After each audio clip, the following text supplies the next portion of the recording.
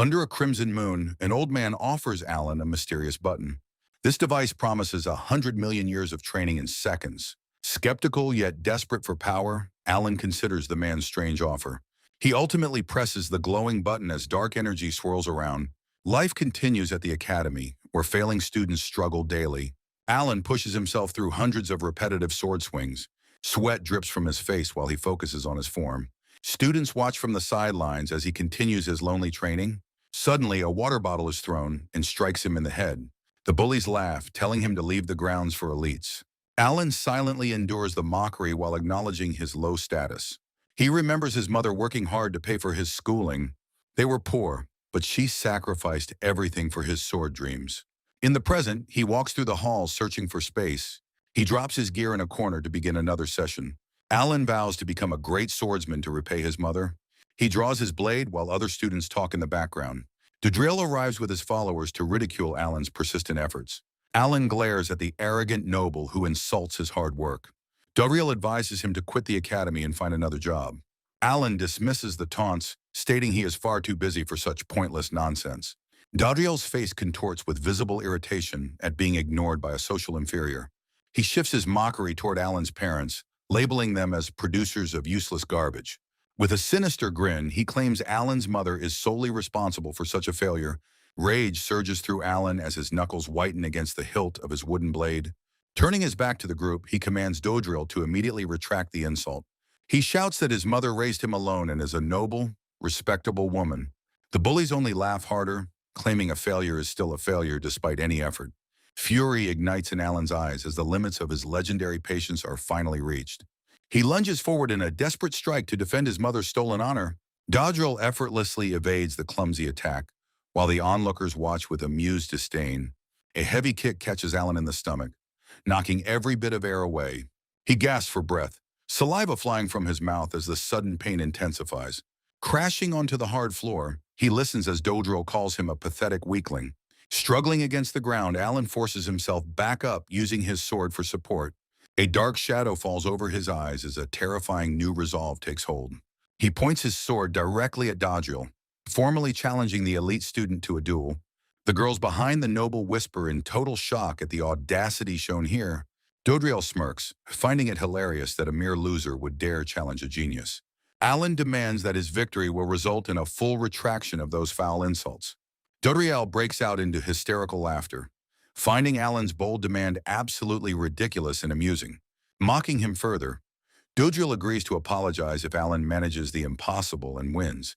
However, he adds a cruel condition that Alan must quit the academy forever if he loses. This sudden escalation leaves Alan paralyzed with shock as the weight of the gamble sinks in. Dodriel smugly explains that a proper duel requires equal stakes from both participating parties.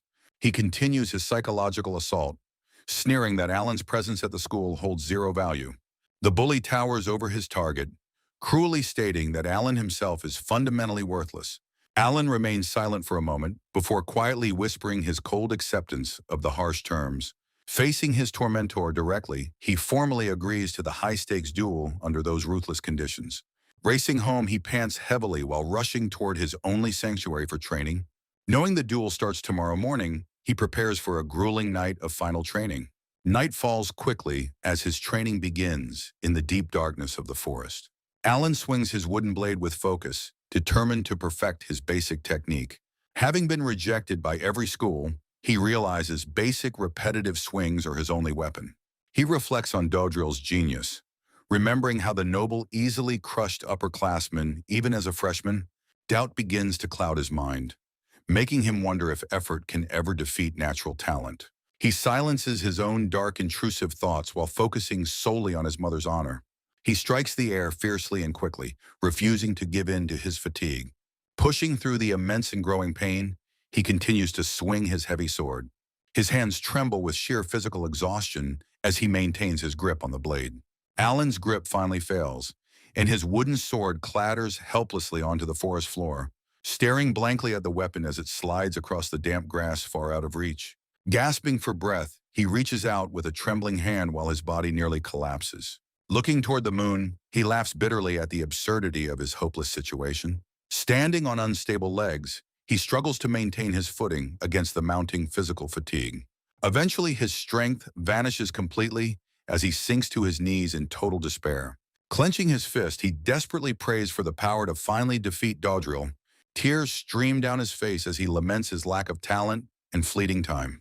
Suddenly, a mysterious voice echoes through the darkness, acknowledging his deep inner turmoil. Startled by the sudden presence, Alan looks up from the grass to see a stranger approaching.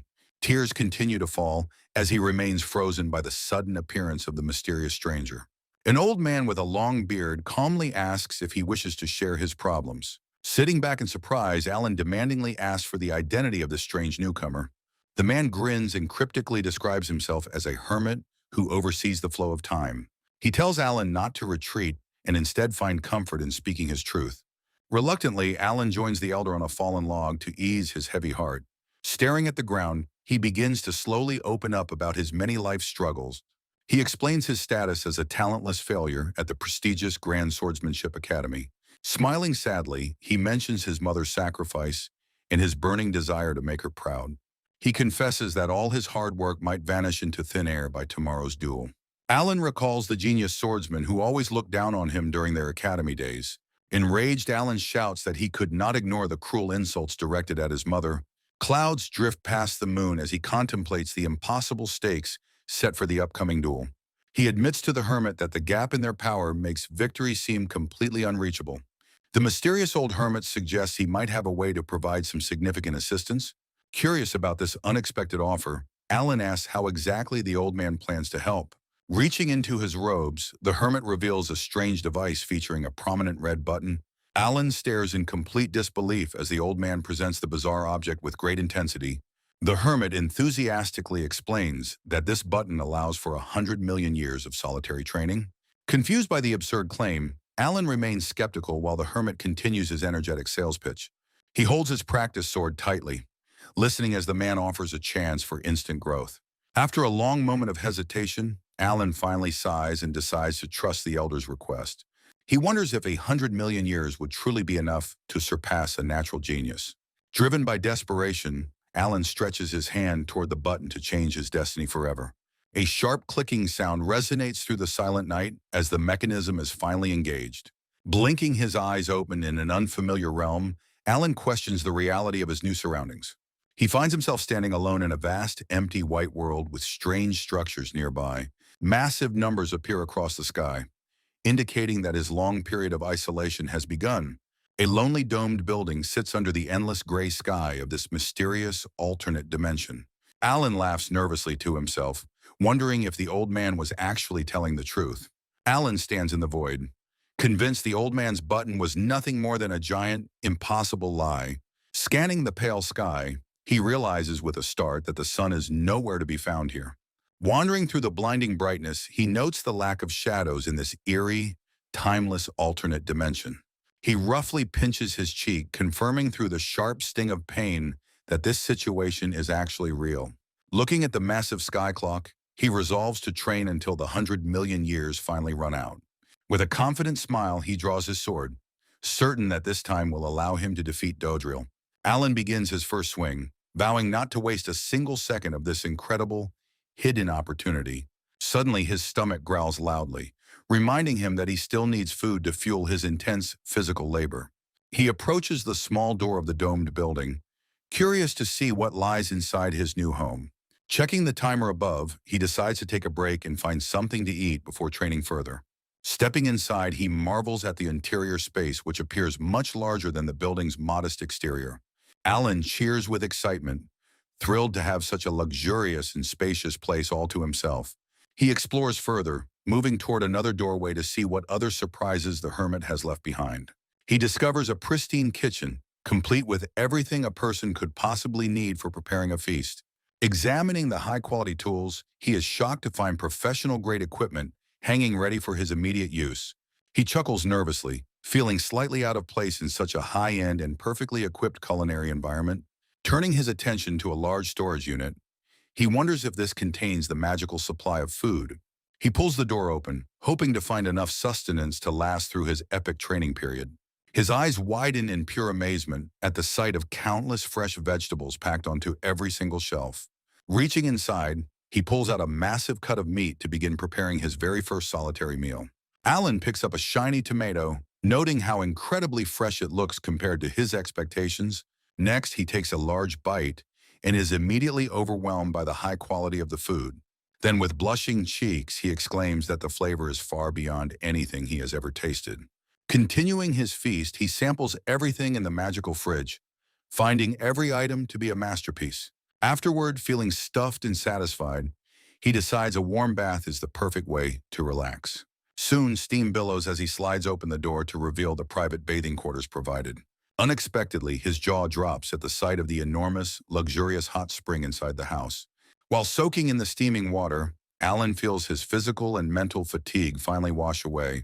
Finally, he dives onto a soft bed that feels like a cloud against his weary body. Relaxing in total comfort, he declares this environment to be the absolute best for intensive training. He smiles while imagining the progress he can make in such a perfect, isolated training ground. Preparing himself mentally, he closes his eyes to rest before the long journey officially begins. Suddenly, 100 years pass while Alan practices high-speed sword swings. He masters every intricate movement from his feet to the blade's tip. Long years of repetition lead to a perfectly optimized and efficient physical form. His strikes become fast enough to make the air itself scream. Throughout a century of training, he develops unique styles and names his own powerful new techniques. However, 1,000 years into his isolation, Alan notices a strange slump in his overall performance. Wiping his eyes while sighing heavily, he feels the weight of a millennium spent in solitude. To clear his mind, he decides to take a walk away from the endless, unchanging repetition. Longing for his mother, Alan feels a deep sense of loneliness creep in. After years of isolation, 2,000 years pass, and the crushing weight of eternal solitude begins to break his spirit. Even the once delicious food loses all flavor, tasting like flavorless rubber as his senses slowly dull. Overwhelmed by frustration, he lashes out and throws his meal across the room in a fit of rage. Despite the mental exhaustion, he reaches for his sword and forces himself to resume his endless training. 5,000 years later, he questions his own strength and fears this reality might just be a dream. Darkness clouds his mind while he struggles to remember the purpose behind his immense suffering and dedication. 7 millennia have vanished, leaving him a hollow shell who begs for anyone to remind him of himself. A shattered memory of his mother asks why he desired power, forcing him to confront his dying motivation. With trembling hands, he grips his blade, feeling the familiar vibration of steel against his worn-out palms. Alan releases a guttural scream, letting out the agony of thousands of years spent in total silence.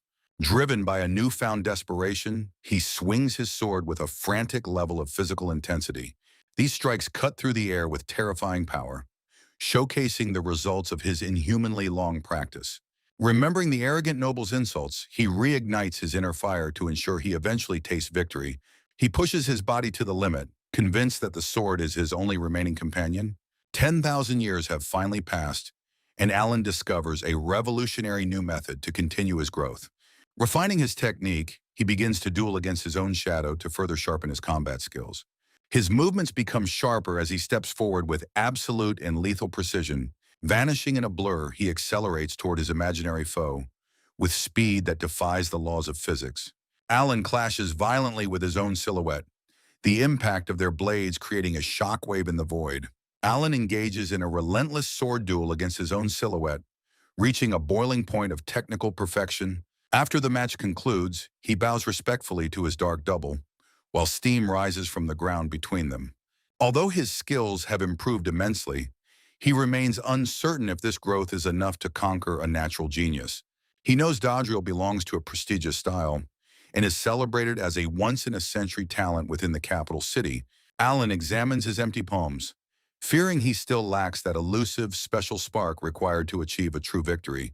Determined, he pushes his concentration further as the massive timers in the sky track his agonizingly long journey.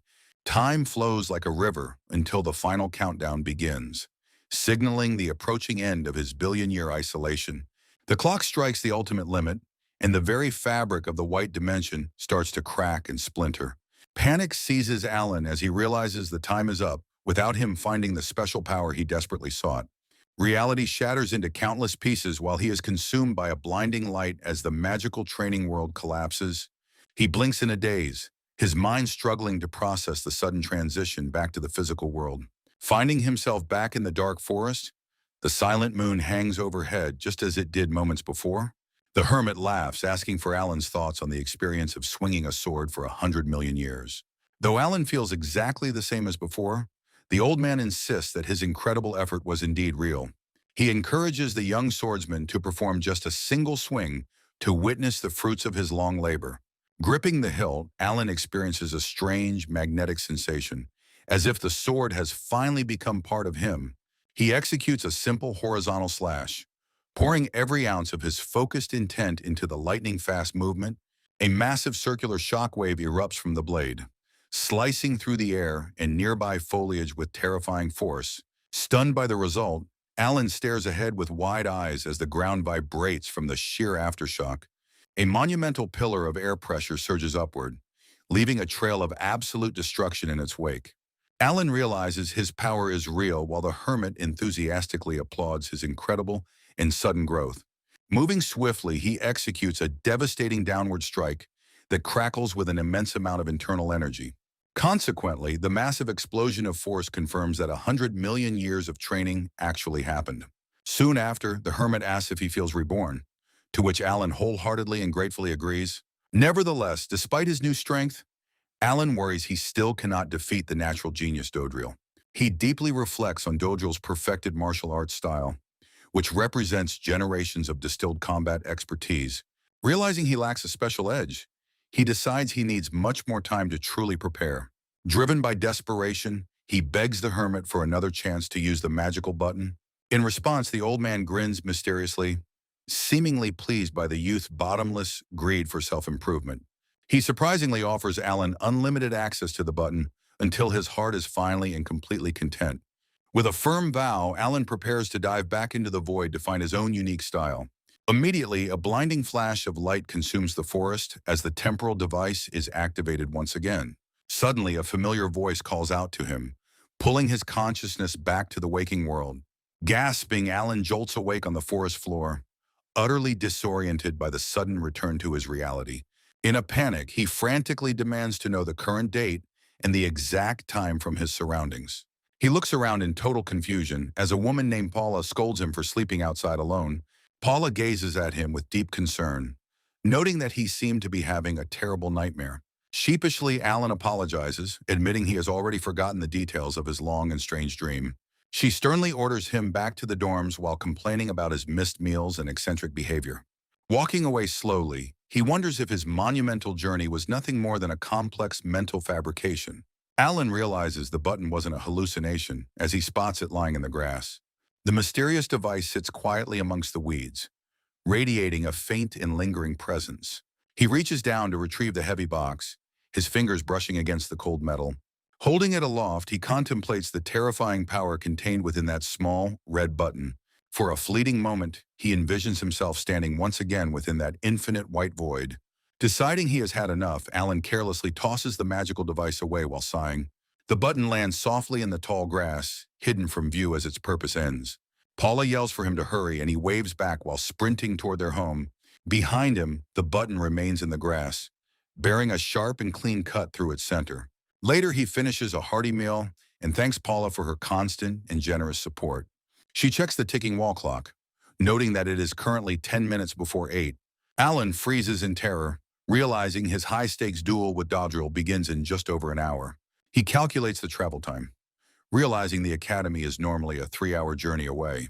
Shouting a hasty farewell, he abandons his breakfast and bolts out the front door. A sudden burst of speed sends him flying across the landscape in a blurred streak. Alan pushes his physical limits, testing the superhuman conditioning gained from those million years. The prestigious Grand Sword Academy looms ahead under the bright and early morning sun. He charges through the empty corridors, his heavy breathing echoing against the polished wooden floors. Reaching the reception desk, he frantically asks if he has arrived too late for the duel. The clerk calmly sips coffee, informing Alan that he has actually arrived a full hour early. Alan stares in utter confusion as the receptionist confirms he is actually an entire hour early for his duel. The clerk presents a small desk clock showing the time is exactly 8, proving Alan's speed was truly supernatural. Feeling relieved despite the confusion, He walks alone toward the main building to prepare for the fight of his life. Entering the Grand Academy entrance, Alan reflects on the thousands of years of training that brought him here. Standing in the hallway, he carefully adjusts his school tie while centering his mind for the coming battle. He checks his wooden sword, ensuring the blade is secure in its scabbard before facing his arrogant opponent. With a surge of focus, he readies himself to finally showcase the results of his long, silent isolation. Staring forward with intense eyes, Alan vows to hit Dodriel with every ounce of effort he has cultivated. His hand grips the heavy metal door handle as he prepares to enter the arena and change history. Despite acknowledging the massive gap in their skill levels, he refuses to back down from this public challenge. Taking one final deep breath, Alan prepares to face the ridicule and the genius of the Academy's elite. He pushes the massive double doors open, stepping into a blinding light that floods the quiet Academy corridor. Gasping in shock, Alan is immediately struck by the unexpected atmosphere waiting for him on the other side. A hostile crowd of students jeers from the balconies, shouting for the failure to leave the school immediately. Dodriel stands waiting in the center of the massive hall, while the crowd continues their loud, aggressive chanting. A malicious smirk spreads across Dodriel's face as he revels in the public humiliation of his lower-class rival. The noble praises Alan with a mocking tone for having the courage to show up instead of fleeing. The arena erupts in cheers as the elite students celebrate what they expect to be a quick slaughter. Shouting over the noise, Alan demands to know why such a massive audience has gathered for their duel. Dodriel feigns innocence, claiming he is just as surprised that word of their match leaked to the entire school. Dodriel continues laughing maniacally, mocking Alan for even daring to step onto the duel stage today. While Alan grits his teeth and clenches his fist in silent resolve to defend his mother's honor, realizing that his opponent has turned this match into a public execution to humiliate him completely, the surrounding students jeer loudly, begging Dodriel to finally crush the Academy's most pathetic failure. Suddenly, the Academy instructor enters the arena to officiate the match and bring order to the chaos. Alan approaches the center while acknowledging the teacher, ignoring the overwhelming negativity of the toxic crowd. The instructor checks his watch and formally announces that the time for the duel has finally arrived. A cold shiver runs through Alan as he prepares himself for the reality of the coming clash. He grips his sword hilt, sensing that the Academy itself is merely waiting for a reason to expel him. Dodriel draws his blade with a sadistic grin, promising to draw out the pain until Alan begs for mercy. Standing his ground, Alan warns the noble that arrogance will be his downfall in this final confrontation. The signal for the duel to begin echoes through the hall as both fighters focus their lethal intent. Alan takes a low stance. Dodriel unleashes a ferocious assault. A blinding flash of steel crosses the arena. Alan exhales slowly. An explosive aura flares around Alan as he commands his opponent to show his true power. The two swordsmen stand apart while the crowd falls into a sudden and confused silence. Alan notices that Dodriel hasn't moved, wondering if the noble is planning some kind of hidden trap. Meanwhile, Dodriel breaks into a cold sweat and frantically asks Alan exactly what he just did. Alan questions his opponent's confused outburst, while Dodriel screams about the perceived arrogance of a lowly failure. Despite the intense pressure, Alan braces himself as he focuses every fiber of his being on the duel. Meanwhile, students in the balcony jeer and cheer, demanding that the Academy's embarrassment be crushed immediately. Dodriel loses his patience entirely and readies his blade for a strike that he believes will end this. Alan grips his wooden sword, sensing a sudden shift. Dodriel lunges forward fiercely, his eyes widen sharply. With a subtle movement, Alan easily avoids the high-speed thrust that should have finished him instantly. The noble turns back in disbelief, stunned that a mere loser could possibly read his specialized movements. Alan tightens his grip. Dodriel unleashes his Shigure-style technique, sending a barrage of rapid sword strikes toward his target. Alan watches the blur. He effortlessly deflects every single incoming blow with a precision that leaves the entire audience in silence. Sweat pours down Dodriel's face as he realizes his best technique has been countered with ease. They separate once more. Trying to maintain his pride, Dodriel mocks Alan's luck while desperately concealing his growing fear of defeat. He declares that his next attack will be 3 times faster than anything seen so far today. Dodriel swings his sword in a massive, blinding arc designed to overwhelm Alan's defenses through pure speed. Alan's eyes narrow with lethal focus as he prepares to end the duel with one final movement. Dodriel lunges forward, unleashing his Shigure-style secret art called Murasame.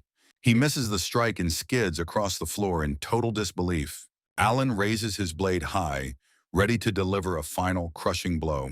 His eyes burn with fury while he screams at his opponent. He brings his sword down with power that shatters the air. The strike connects, completely overwhelming the noble's defense in an instant. A violent explosion of white light erupts from the point of impact. Dodriel is sent flying, crashing brutally into the solid stone wall. The genius noble sits broken among the rubble, gasping for air. Alan stands ready while the shocked crowd stares at the fallen noble. The wide stadium falls into a stunned silence after the sudden upset. Shaken, Alan looks at his palms and questions his own strength. Alan wonders how his swing divided into 7 while the instructor helps Dodriel. He finally realizes those billion years of training were actually real. The official raises his hand and declares Dodriel unable to fight. Alan is declared the winner as he remains frozen in total shock. A few days pass, and Alan reflects on how things have changed. He continues practicing his basic sword swings in the academy halls. Students watch from afar, whispering rumors about him being a dirty cheat. Bullies suddenly throw a disgusting object at him while yelling insults. Alan effortlessly swats away a projectile thrown by the persistent academy bullies. He expertly parries the water bottle with a single, lightning-fast motion of his blade. The returned object strikes the harassers directly, leaving them soaked and utterly humiliated. Realizing his massive growth, Alan notes he can now easily repel any direct physical harassment. However, the bell rings as students continue to whisper cruel insults behind his back. They label him a reject and a coward.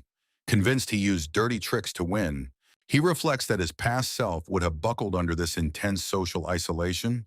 Walking through the city streets, he observes the peaceful lives of the common citizens. A passing mother and child catches attention, sparking a sudden wave of nostalgia. Watching their simple happiness reminds him of the warmth he left behind for training. Softening his expression, he wonders how his mother is faring back at their humble home. He recalls her tireless efforts to raise him alone after his father's early passing.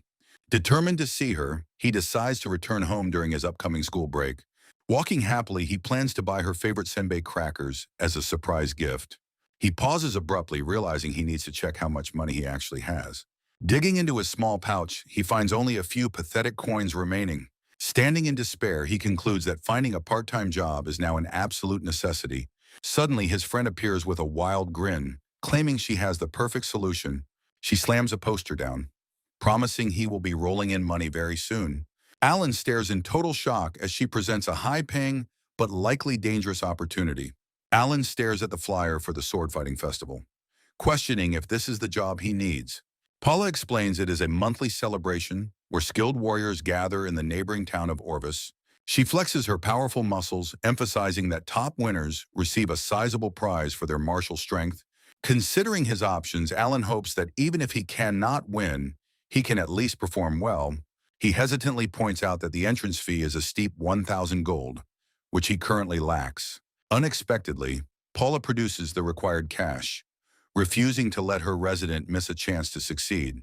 She hands over the funds, telling him the only repayment she requires is his absolute best effort. Gripping the money with trembling hands, Alan is overwhelmed by her kindness and the weight of the opportunity. He vows to win and bring back the prize money, expressing his deepest gratitude for her unwavering support. A few days later, he arrives in the bustling town of Orvis, navigating through the lively market streets. Clutching his registration paper, he walks through the crowd while sensing that the venue is nearby. He checks his directions one last time, deciding to turn right to find the festival's official entrance. Suddenly, he finds himself surrounded by a group of massive, battle-hardened warriors with intimidating physical presences. The veteran fighters glare down at him with cold, predatory eyes that radiate years of combat experience. A wave of intense shock hits Alan as he realizes the sheer scale of the competition he joined. Feeling suddenly outmatched, he weaves through the crowd of giants while lamenting his own naive optimism. In his daze, he accidentally bumps into the broad, muscular back of a particularly towering sword fighter.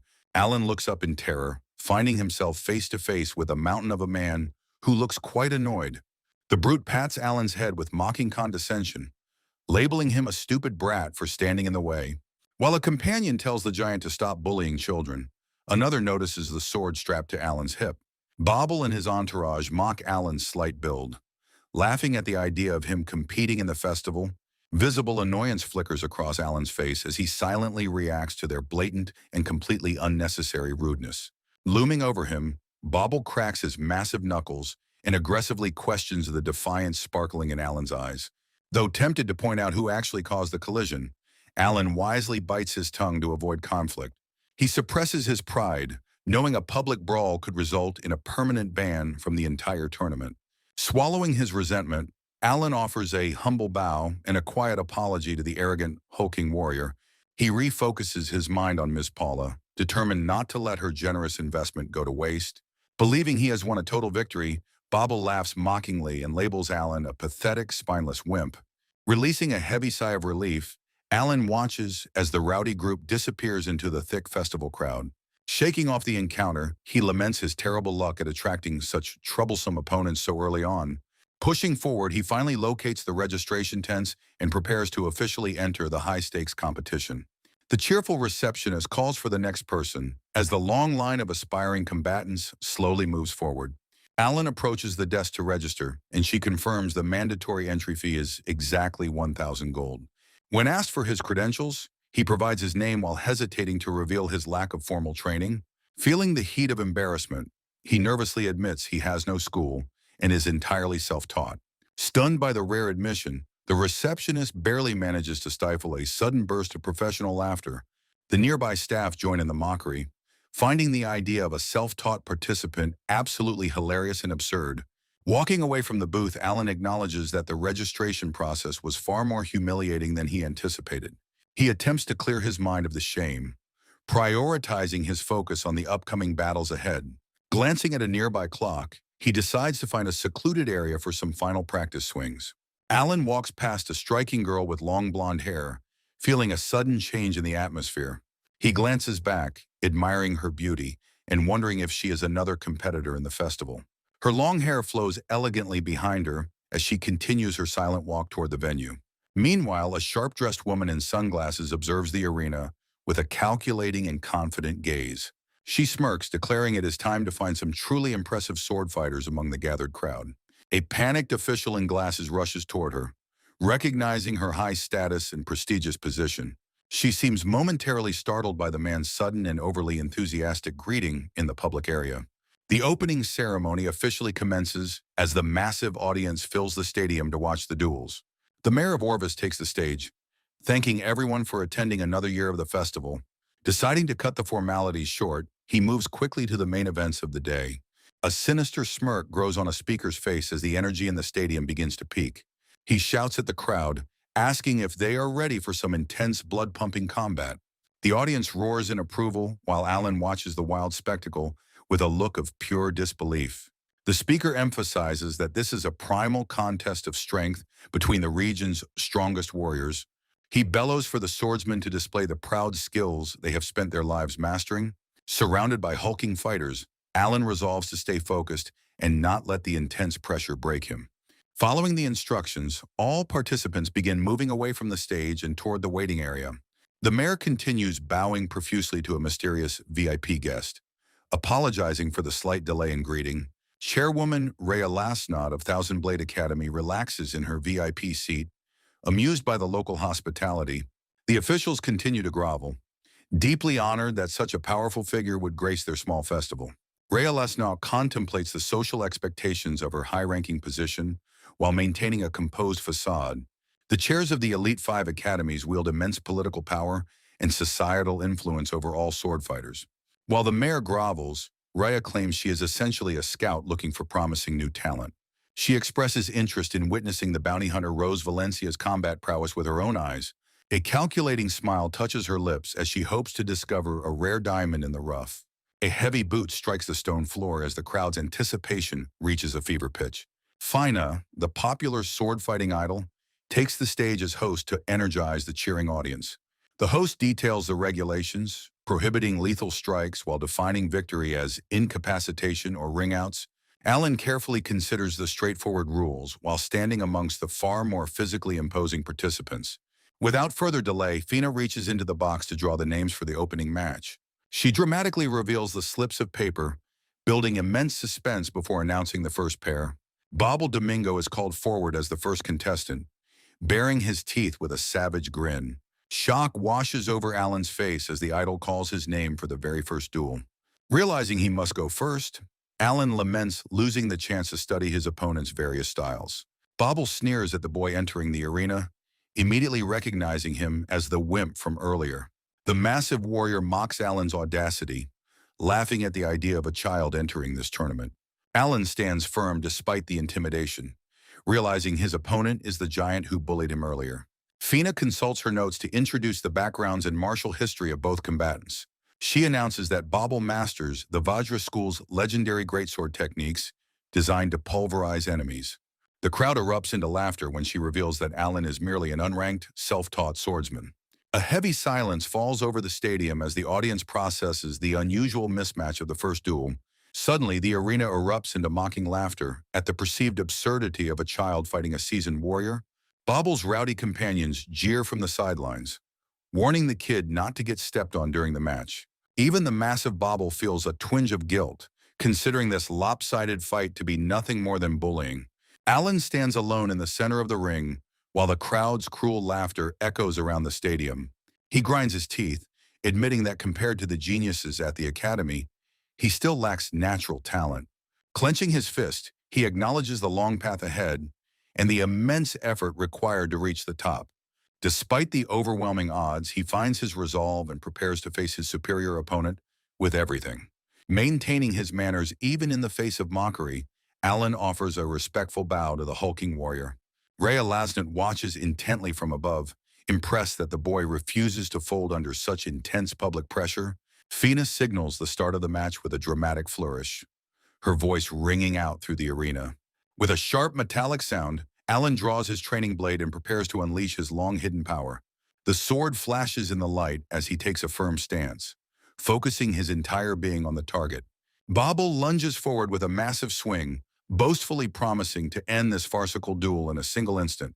He raises his heavy greatsword high overhead, pouring his physical strength into a crushing downward strike. Alan remains calm, reflecting on the billion years of solitary practice that forged his current level of skill. He takes an aggressive step forward, realizing that only through direct confrontation can he truly test his limits. Lifting his blade, he decides to initiate the combat using the very first technique he ever painstakingly devised. He unleashes the flying shadow technique, a blindingly fast horizontal slash that cuts through the air with force. Stunned by the sudden shift in speed, Bobble desperately tries to react as the shock wave closes in on him. Bobble reels back in agony as Alan's flying shadow strike lands with explosive and unexpected force. Host Fina is nearly knocked off her feet by the sheer intensity of the atmospheric shockwave. The impact sends the massive Bobble soaring through the air like a helpless and unweighted ragdoll. A thunderous crash echoes through the stadium as the defeated giant slams brutally onto the hard floor. Stunned into total silence, Fina can only stare at the fallen warrior with wide-eyed and absolute disbelief. Nearby spectators remain completely paralyzed, their mocking laughter replaced by a heavy and suffocating wave of shock. Up in the VIP booth, Chairwoman Rhea hums in genuine interest while observing the unexpected turn of events. From the stadium's edge, the mysterious Rose Valencia watches the scene unfold with a sharp, calculating gaze. Alan stands frozen in the center of the ring, looking completely bewildered by his own supernatural power. Confused whispers ripple through the bleachers as spectators struggle to process the lightning-fast and overwhelming defeat. With a crisp clicking sound, Rose slides her blade back into place, silently acknowledging a potential new rival. Standing tall with her massive blade, Rose Valencia prepares to demonstrate her own legendary bounty hunter skills. Breaking the silence, Fina raises Alan's arm high and formally declares him the duel's undisputed winner. Though his hand is held high in victory, Alan remains dazed by the speed of his first win. He stares ahead in shock, unable to believe a mere warning shot could incapacitate such a giant. The idol host continues to hype the crowd, her excitement returning as she praises the young, unranked swordsman. Feeling a surge of new confidence, Alan realizes his strength has far surpassed his own humble, former expectations. Dominating the tournament bracket, he secures 5 consecutive and effortless wins against various formidable and experienced warriors. Finally, Fina returns to the stage's center to announce the long-awaited start of the grand final match. With dramatic flair, she introduces the first finalist, the beautiful and deadly bounty hunter known as Rose Valencia. Rose Valencia steps onto the arena floor, her presence immediately commanding the attention of the stadium. Walking calmly across the stage, the beautiful bounty hunter prepares for the final tournament duel. Fauna introduces her as the legitimate successor of the Uka Itu style, a master of refined swordcraft. Turning to the challenger, the host presents Alan Roddle, the unranked rookie from Grand Academy. Both finalists stand at opposite ends of the ring as the atmospheric tension reaches a suffocating peak. Suddenly, the crowd erupts into supportive cheers for Alan, recognizing his incredible performance throughout the day. Blushing at the unexpected popularity, Alan feels a warmth he never experienced during his lonely training. Maintaining his manners, he offers a polite bow to the legendary female warrior standing before him. Rose reciprocates with a graceful nod, her long hair swaying while cherry blossoms fall around her. Alan's heart races as he locks eyes with Rose, feeling the overwhelming pressure of her aura. The idol highlights Rose's dangerous reputation for capturing criminals and winning every tournament she enters. Despite his focus, Alan finds himself slightly flustered by Rose's revealing and battle-hardened outfit. A brief visualization of her power shows Rose effortlessly cutting through an opponent twice her size. Fina warns that Rose is a master counterfighter, then asks if both warriors are ready. With a dramatic shout, the idol host signals the official start of the grand final match. Both combatants draw their blades in a simultaneous motion, their focus narrowing solely on each other. They take traditional middle guard stances, cautiously observing one another for any opening or tells. Alan decides to initiate with a light flying shadow strike to gauge Rose's defensive speed. He watches her initial movements through a focused lens, preparing to adjust his strategy accordingly. Rose suddenly shatters the brief standoff, lunging forward with a strike that catches everyone by surprise. Rose closes the distance in an instant, her movement so fast she catches Alan completely off guard. She unleashes a signature technique of the Uketu style, the blindingly quick Sakura flash strike. Alan grunts as he barely manages to withstand the sudden and overwhelming pressure of her initial assault. In a stunning display of skill, Rose continues her relentless barrage from above, while Alan holds his ground. Stunned by his defensive prowess, she wonders how a self-taught boy can possibly parry her best moves. Spotting a momentary lapse in her guard, Alan immediately counters with a precisely timed and forceful strike. He pours his entire focus into the sword, determined to prove that his training was indeed real. The blow connects with unexpected weight, forcing the legendary bounty hunter to retreat several steps across the stage. Rose gasps in pain as the force of the strike lands, realizing Alan possesses truly monstrous physical power. Refusing to yield, she retaliates with the beautiful but deadly secret art known as Evening Cherry Blossom. Alan marvels at her incredible technique, noting that her reaction speed is far superior to any previous opponent. Despite the escalating danger, Rose charges back into the fray with renewed vigor and a sharp, focused intent. Their weapons collide in a spectacular explosion of energy that sends a massive shockwave through the entire stadium. The spectators watch in breathless silence as the two finalists push each other to their absolute limits. Sweat beads on Rose's forehead while she struggles to find a single opening in Alan's ironclad defense. They exchange a flurry of high-speed blows, neither willing to give up even an inch of the ring. Another powerful clash erupts, bathing the arena in a blinding light as their competing wills violently collide. Pushed back by the sheer momentum of the exchange, Rose skids across the floor to regain her balance. Gasping for air, she stands her ground despite the physical toll this intense duel is taking on her. Her eyes burn with a fierce, competitive fire as she prepares to unleash her final and most powerful attack. Rose questions Alan's training, sensing an impossibly high level of mastery in his movements. Blushing, Alan insists his style is entirely self-taught, causing the bounty hunter to grow suspicious. Rose refutes his claim, stating his blade carries the undeniable weight of decades of refinement. Alan silently acknowledges the billion years spent in isolation, knowing the truth is far too absurd. He nervously dismisses her intuition as a misunderstanding, while Rose remains unconvinced by his humble act. Realizing he will not reveal his secrets, Rose resolves to break his defense with her heritage. She prepares to unleash the ultimate secret technique of the Uka-Itu style, her aura flaring. A blinding light fills the arena as Alan braces for the coming, overwhelming display of skill. Charging with lethal intent, Rose calls out Alan's name while launching her most devastating maneuver. Adrenaline surges as Alan accepts the challenge, Shouting for his opponent to bring her full power, Rose vanishes into a blur of motion, leaving trails of energy across the arena floor. She executes the Mirror Cherry Blossom Slash, a technique that creates multiple phantom strikes simultaneously. Stunned, Alan identifies the move as an eightfold sequential attack designed to leave no escape. The stadium is bathed in the beautiful but deadly imagery of falling cherry blossom petals. Nerves of steel allow Alan to focus, his eyes tracking the minute movements of the blade. He analyzes the secret art, realizing that even such speed leaves infinitesimal gaps between each strike. Drawing upon his vast experience, Alan readies his own response to Rose's legendary inherited technique. He notes the coincidence of using an eightfold strike, yet highlights the fundamental difference in structure. The two warriors clash violently, Alan's inhumanly perfected swings leaving absolutely no room for any counterattack. Rose screams that the duel ends now, putting everything into one final, decisive, offensive push. Alan channels his focus, intending to condense 8 distinct slashes into one absolute and singular crushing strike. He unleashes the Yatagarasu, a terrifying technique manifesting as an 8-headed bird of pure, dark energy. Rose Valencia watches in absolute horror as the legendary and unstoppable phantom bird consumes her entire vision. The sheer force of the technique shatters her composure, leaving her vulnerable and completely unable to counter. Rose stares blankly at the incoming blade, realizing that her speed was simply no match for him.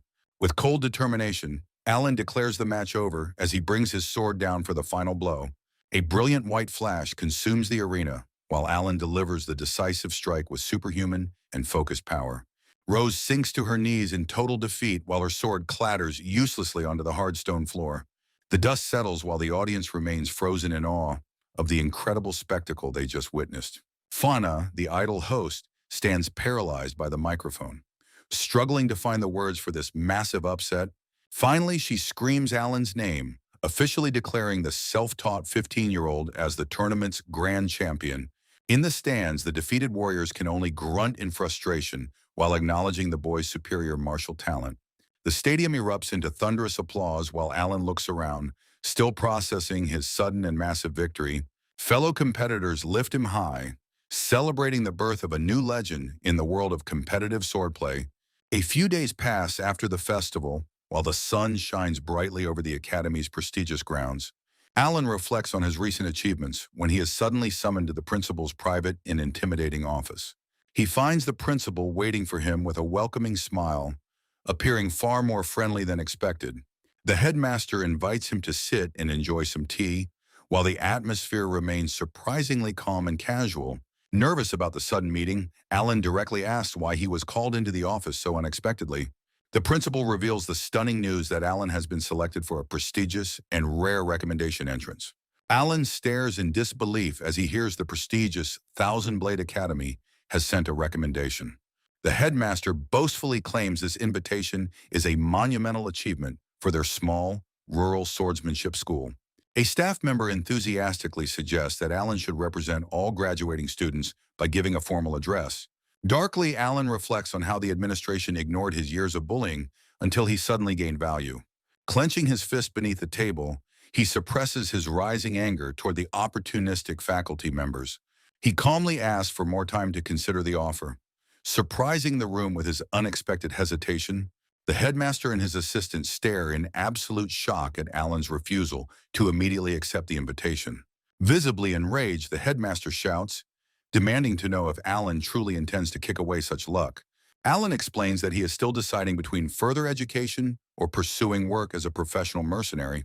Furthermore, he states that he cannot give an answer without first consulting his mother back home. Despite their persistent and desperate efforts to persuade him, Alan remains firm and leaves the office. A few days pass before Alan finally prepares to depart the academy for his long-awaited break. He says his farewells to Paula, who reminds him to bring the souvenirs he bought for his mother. Paula wishes him a safe trip while Alan confirms everything is packed and ready for the journey. Before leaving, he takes a final look at his championship trophy sitting proudly on the dormitory shelf. Blushing slightly, he feels a mix of embarrassment and genuine pride regarding his recent tournament victory. Outside the dormitory building, he performs some deep leg stretches to ensure his body is ready for travel. He plants his boot firmly in the dirt, centering his balance for a high-speed transit across the country. Alan bolts forward with supernatural speed, leaving a massive cloud of dust behind as he races home. He expertly maneuvers through the dense forest, estimating his arrival time based on his new superhuman pace. Alan streaks through the dense woods like a bolt of lightning, his speed nearly blurring his surroundings. Emerging from the forest shadows, he finally reaches the outskirts of his familiar and peaceful hometown. Panting heavily from the exertion, he wears a broad smile while celebrating his arrival at the destination. Standing on a hill, Alan gazes down at the modest houses and rolling fields of Goza village. A wave of deep nostalgia washes over him as he observes the quiet life he once knew. Nearby, an old man named Takeji enjoys a quiet moment smoking his pipe while chickens roam about. Alan walks down the main path, reflecting on the 3 long years since he last set foot here. Noticing the newcomer, Takeji drops his jaw in absolute shock, hardly recognizing the young man before him. Alan greets the elderly man with enthusiasm, while Takeji marvels at how much the boy has grown. After a brief laugh about his growth spurt, Alan hears that his mother has been lonely without him. He promises to visit the old man later, before eagerly continuing his journey toward his childhood home. Walking past grazing cattle and wooden fences, he enjoys the simple and rustic atmosphere of the countryside. He finally stands before his family's thatched roof house, noting that the building has not changed one bit.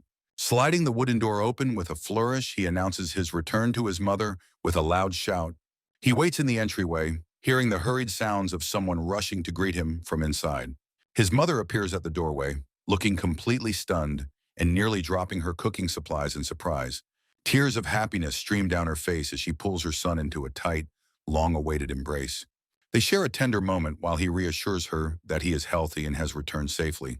Overflowing with joy, his mother quickly ushers him inside the house to escape the outdoor air.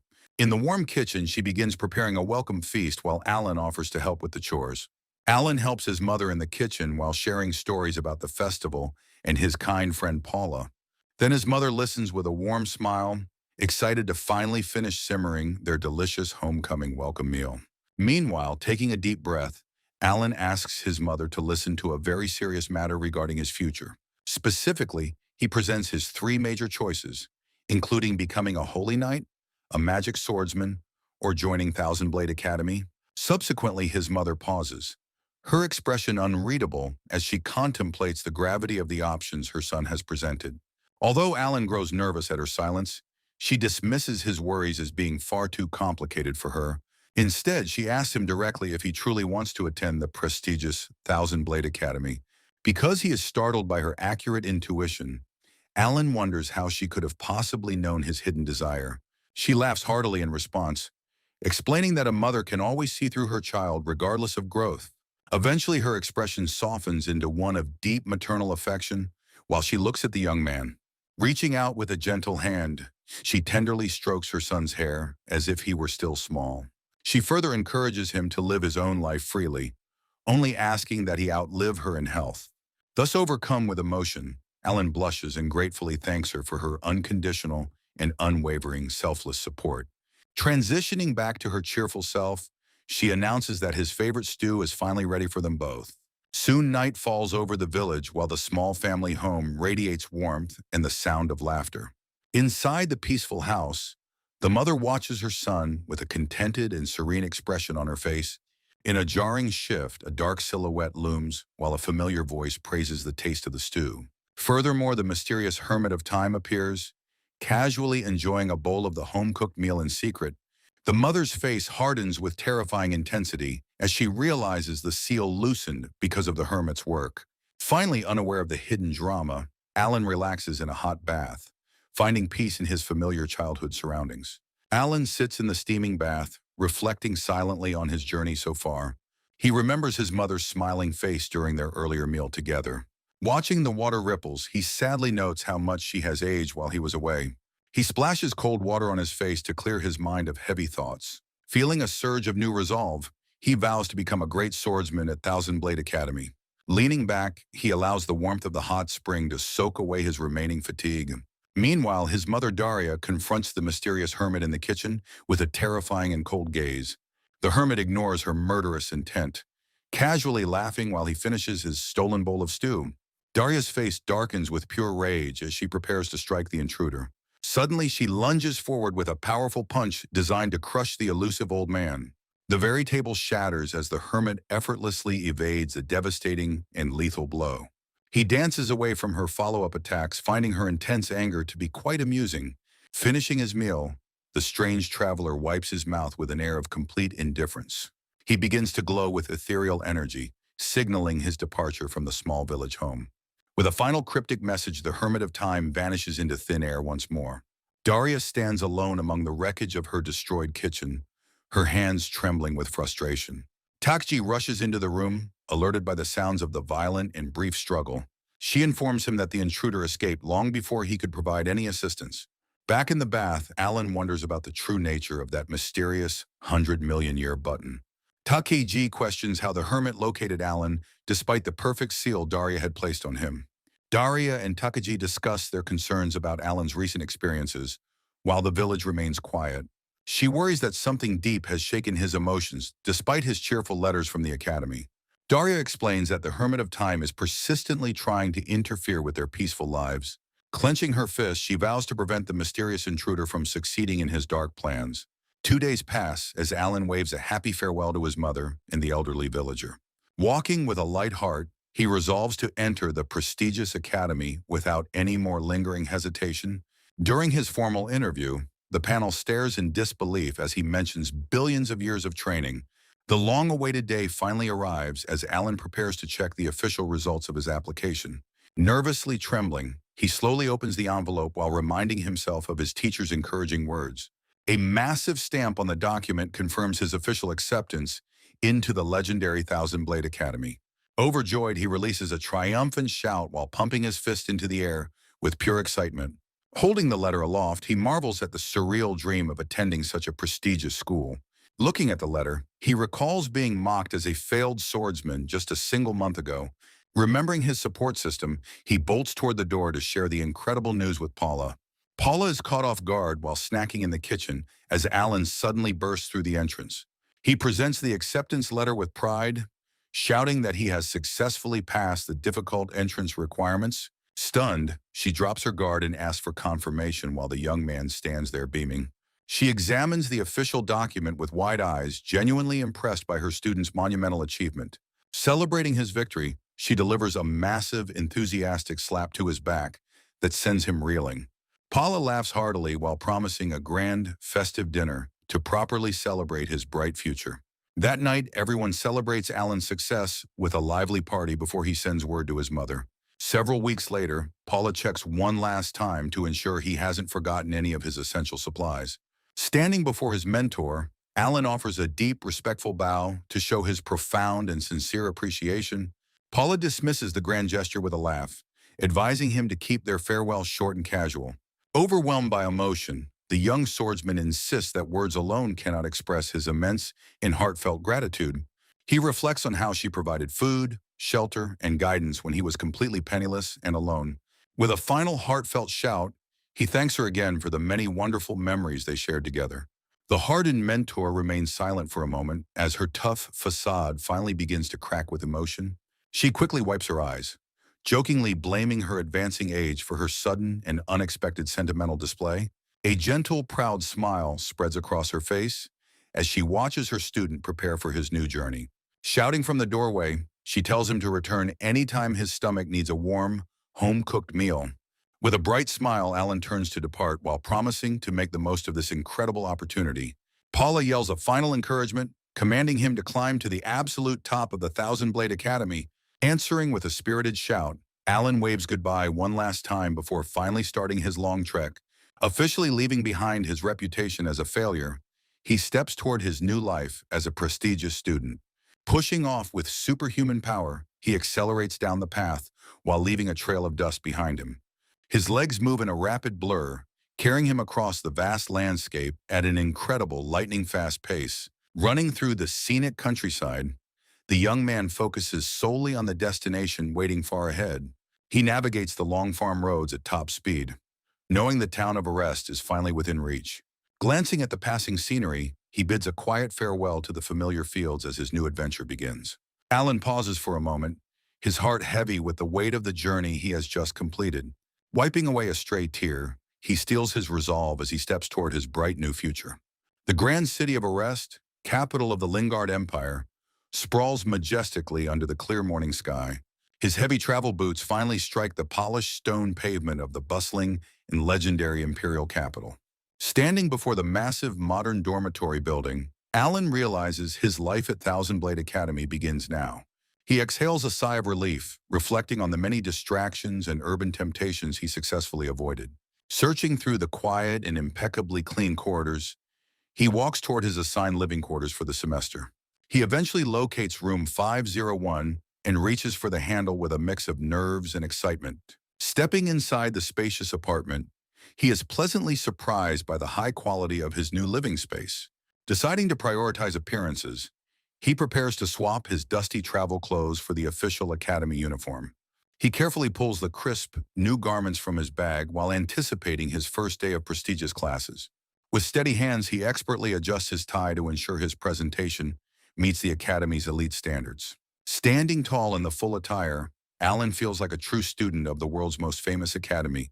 He turns toward the mirror, admiring the intricate and powerful design of the academy emblem on his shoulder. Suddenly, his eyes fall upon a mysterious sword and an accompanying note resting quietly on his pristine bed. Curious about this unexpected gift, he reaches out to grasp the hilt of the finely crafted new weapon. Slowly drawing the blade, he is mesmerized by the flawless steel reflecting the light from the large window. Raising the sword high, he beams with pure joy while envisioning the incredible training that awaits him here. A quick glance at the wall clock reveals that the time for the opening ceremony is rapidly approaching. Sheathing his new blade, Alan decides to depart for the main campus a few minutes ahead of schedule. Surveying the courtyard from above, Alan watches the elite new students gather for the prestigious ceremony. He joins the crowd, observing that everyone admitted to this academy possesses a truly formidable presence. Meanwhile, a nearby group of students begins whispering about a scandalous rumor spreading through the intake. Two girls gossip about how three students bypassed the entrance exam through unfair and powerful recommendations. Hearing them claim those students surely used dirty personal connections, Alan's blood runs instantly cold. He continues through the throng, feeling the immense social pressure building within the prestigious academy walls. To avoid a repeat of his past misery, he resolves to keep his recommendation status entirely secret. He desperately hopes for a normal student life, filled with simple friendships and honest academic study. Entering the massive auditorium, he believes his anonymity is secure as long as he remains perfectly quiet. He silently congratulates himself for hearing the rumors early, allowing him to stay well below everyone's radar. Looking toward the stage, he feels confident that his plan for a peaceful day is working perfectly.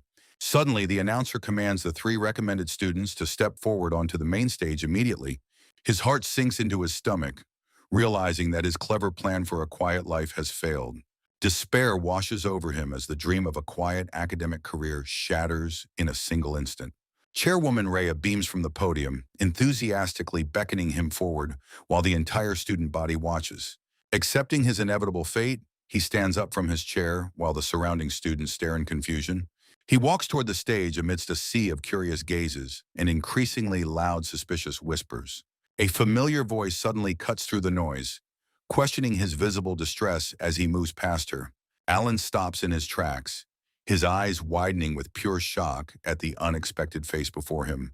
Rose Valencia greets him with a calm wave, revealing she is also a student at this academy. Alan asks Rose why she is here, his voice trembling with visible and unexpected confusion. Rose signals for silence while the ceremony continues, promising to explain everything much later on. Meanwhile, the chairwoman announces the introduction of a new recommendation system for this academic year. Expressing her delight, Rhea welcomes the three students chosen for this prestigious and rare honor. Alan stands nervously on stage while Rose maintains her characteristic and cool composure beside him. The chairwoman invites the students to introduce themselves, starting with the first candidate, Leia Vesteria. Subsequently, Rhea hands the microphone to Leia, who accepts it with a confident and playful wink. Standing before the massive crowd, Leia prepares to make her first official address to the school. Flashing a radiant smile, the young girl begins her formal introduction to the gathered students. She reveals herself as Leia Vesteria, a student traveling from the neighboring Vesteria kingdom. Despite her royal lineage, She humbly asks everyone to treat her as a normal fellow classmate. Shocked murmurs ripple through the hall as Alan processes the news that he's beside a princess. Leia stands proudly alongside Rose, her natural elegance and royal dignity apparent to every single observer. Whispers about her incredible power circulate, mentioning she achieved her soul weapon at age 5. The auditorium erupts in polite applause as Leia concludes her speech with a perfectly graceful bow. Moving along, the chairwoman requests that Rose take her turn to address the curious audience. Rose simply states her name in her martial school before finishing her introduction in record time. The extreme brevity of her speech leaves the entire hall in a state of confused silence. Suddenly, veteran students recognize her as a legendary bounty hunter and react with pure shock. The academy is abuzz with rumors that this year's intake might be the strongest in history. Rose steps back after her short intro, while Leia stands next to her. Alan is called to the mic last, appearing visibly shaken and drenched in nervous sweat. He feels completely outclassed, wondering how a normal person like him can follow such legendary figures. Despite his overwhelming urge to flee back home, he realizes he must face the judging crowd. Clutching the microphone tightly, he repeatedly tells himself not to run away from this public pressure. In the audience, several rowdy male students cheer or jeer, eager to see the final candidate. Alan finally speaks, introducing himself as a self-taught swordsman from the humble Grand Swordsmanship Academy. A heavy and awkward silence falls over the elite crowd as they process his unimpressive background. Sensing the growing hostility, Alan lets out a forced, nervous laugh while staring into the microphone. The auditorium erupts into cruel whispers, with students labeling his entrance as a shameful backdoor admission. He feels his social status plummet to the floor, mourning the death of his normal student life. Looking down in shame, he questions why he was subjected to such an humiliating public ordeal. The principal returns to the podium to formally announce the conclusion of the year's opening ceremony. Afterward, the chairwoman tells the trio that creating a strong first impression is vital for their future. She expresses her high expectations for the recommended students, unaware of the damage she has caused. Unable to take any more, Alan suddenly sprints away from the group at a supernatural speed. His fellow students can only watch in confusion as he disappears into the distance in a blur. Leia watches him depart with a cold, unimpressed expression, seemingly annoyed by his sudden, frantic behavior. While racing through the nearby forest, Alan curses the chairwoman for turning him into a social pariah. He finally stops among the trees, looking dejected as he contemplates his disastrous first day at school. Alan observes his elite classmates bonding effortlessly, feeling an acute sense of isolation from their social circles. Walking alone through the forest, he laments that his life here seems no different from his former academy. A sudden wave of sadness washes over him as he struggles to find a sense of belonging here. Eventually, he discovers a secluded clearing deep within the woods, finding a temporary sanctuary away from the crowd. Gripping his new sword tightly, he decides to perform some basic practice swings to clear his troubled mind. He unleashes a powerful strike, the sheer force of his training creating a massive shockwave in the silent forest. Despite his incredible strength, a profound sense of loneliness clings to him as cherry blossom petals drift by. He reflects that even his favorite activity feels strangely painful and hollow on this difficult first day. Time slips away while he trains, and the bright sky begins to darken into the colors of twilight. Panting heavily, Alan wipes the sweat from his face while acknowledging the physical toll of his intense session. Standing in the center of the clearing, he finally decides it is time to return to the dormitories. He notices his uniform is completely soaked with sweat, making him feel uncomfortable after the grueling physical exertion. Looking at the academy's massive silhouette against the night sky, he considers visiting the campus's legendary large bathhouse. Consulting his map, he navigates the dark grounds to locate the building housing the prestigious communal bathing facilities. He successfully finds the entrance to the massive bathhouse, hoping the hot water will soothe his weary body. Stepping inside, he marvels at the sheer scale of the building, dedicated entirely to relaxation and hygiene. Approaching the inner entrance, he sees the traditional curtains hanging over the doorway to the main bathing area. Alan beams with anticipation, vowing to wash away the stress and negativity of his disastrous first academy day. He reaches out and slides the heavy wooden door open, expecting to find a quiet and peaceful retreat. Sudden shock paralyzes him as he stares into the room, letting out a confused and high-pitched gasp. Alan accidentally walks in on Princess Leia while she is changing, leaving both of them in complete and utter shock. Horrified, he immediately slams the door shut while shouting a frantic apology for his unintended and clumsy intrusion. Standing in the hallway with a beet red face, he questions why the princess was even in the men's area. Suddenly, the sound of the sliding door echoes through the quiet corridor as Alan tenses up in pure terror. Leia emerges while crushing the wooden doorframe with her bare hand, offering a terrifying challenge to a duel. Stumbling backward, Alan is baffled by her sudden aggression and her inexplicable presence in the male bathing quarters. She ignores his confusion, looming over him with a dark aura that suggests she will not take no for an answer. Knowing he cannot escape, Alan nervously asks what specific conditions she intends to set for this unexpected combat. Leia pauses for a fleeting moment of contemplation, her eyes narrowing as she calculates the price of his transgression. With a sadistic grin, she declares that the loser of their match must serve the winner as a slave. Alan screams in absolute horror at the absurdly high stakes while she reminds him of the dishonor he caused. To emphasize her point, she launches a lightning-fast punch that stops inches from his face with terrifying force. Her expression hardens into one of pure martial focus as she demands a final answer from the trembling boy. Completely overwhelmed by her intense physical pressure, Alan desperately agrees to participate in the high-stakes duel. Her mood shifts instantly into a satisfied smile as she praises him for making such a wise and practical choice. While Alan laments the loss of her gentle public persona, the sound of another door opening catches his attention. Chairwoman Rhea bursts onto the scene with immense enthusiasm, having overheard the entire scandalous arrangement from the shadows. Both students are stunned into silence by the headmistress's sudden and poorly timed arrival in the bathhouse hallway. Rhea joyfully declares that she will personally serve as the official witness for this legendary and exciting confrontation. Without allowing a moment for protest, she orders the two young swordsmen to head straight to the academy's arena. Rhea enthusiastically drags the two students toward the arena, while Alan and Leia struggle to keep up with her.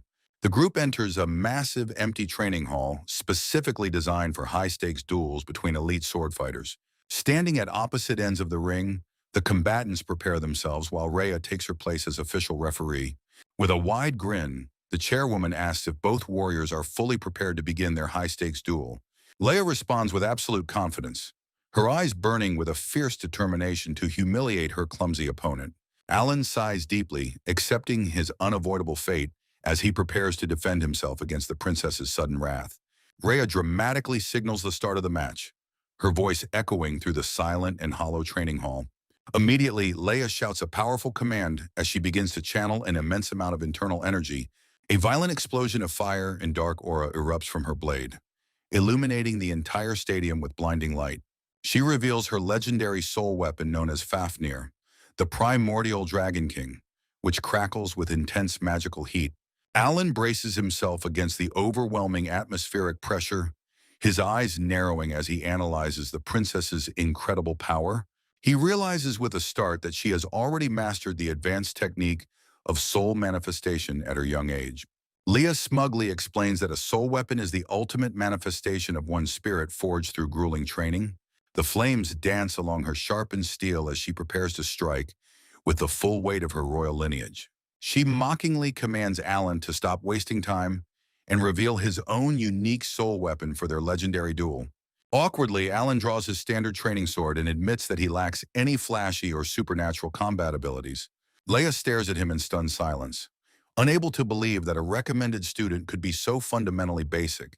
Meanwhile, Rose Valencia watches from the sidelines, struggling to suppress a sudden and unexpected burst of genuine laughter. Leia herself erupts into hysterical, high-pitched laughter, finding Alan's lack of a soul weapon to be incredibly pathetic. She clutches her stomach in total amusement, mockingly telling Alan that his basic sword is truly a hilarious joke. Alan faces Leia's mockery while she continues her arrogant verbal assault. Consequently, her face contorts with rage as she declares his lack of talent truly unpleasant. Therefore, an enormous pillar of dark, incinerating energy erupts around the vengeful princess. Thus, the entire arena is consumed by the terrifying and oppressive aura of her primordial power. Observing her intensity, Alan reflects on her expressive personality while lamenting his forced participation. Meanwhile, Leia acknowledges his meager courage before promising a long and agonizing defeat. Then she smiles wickedly, intending to slowly torment him with her scorching blade.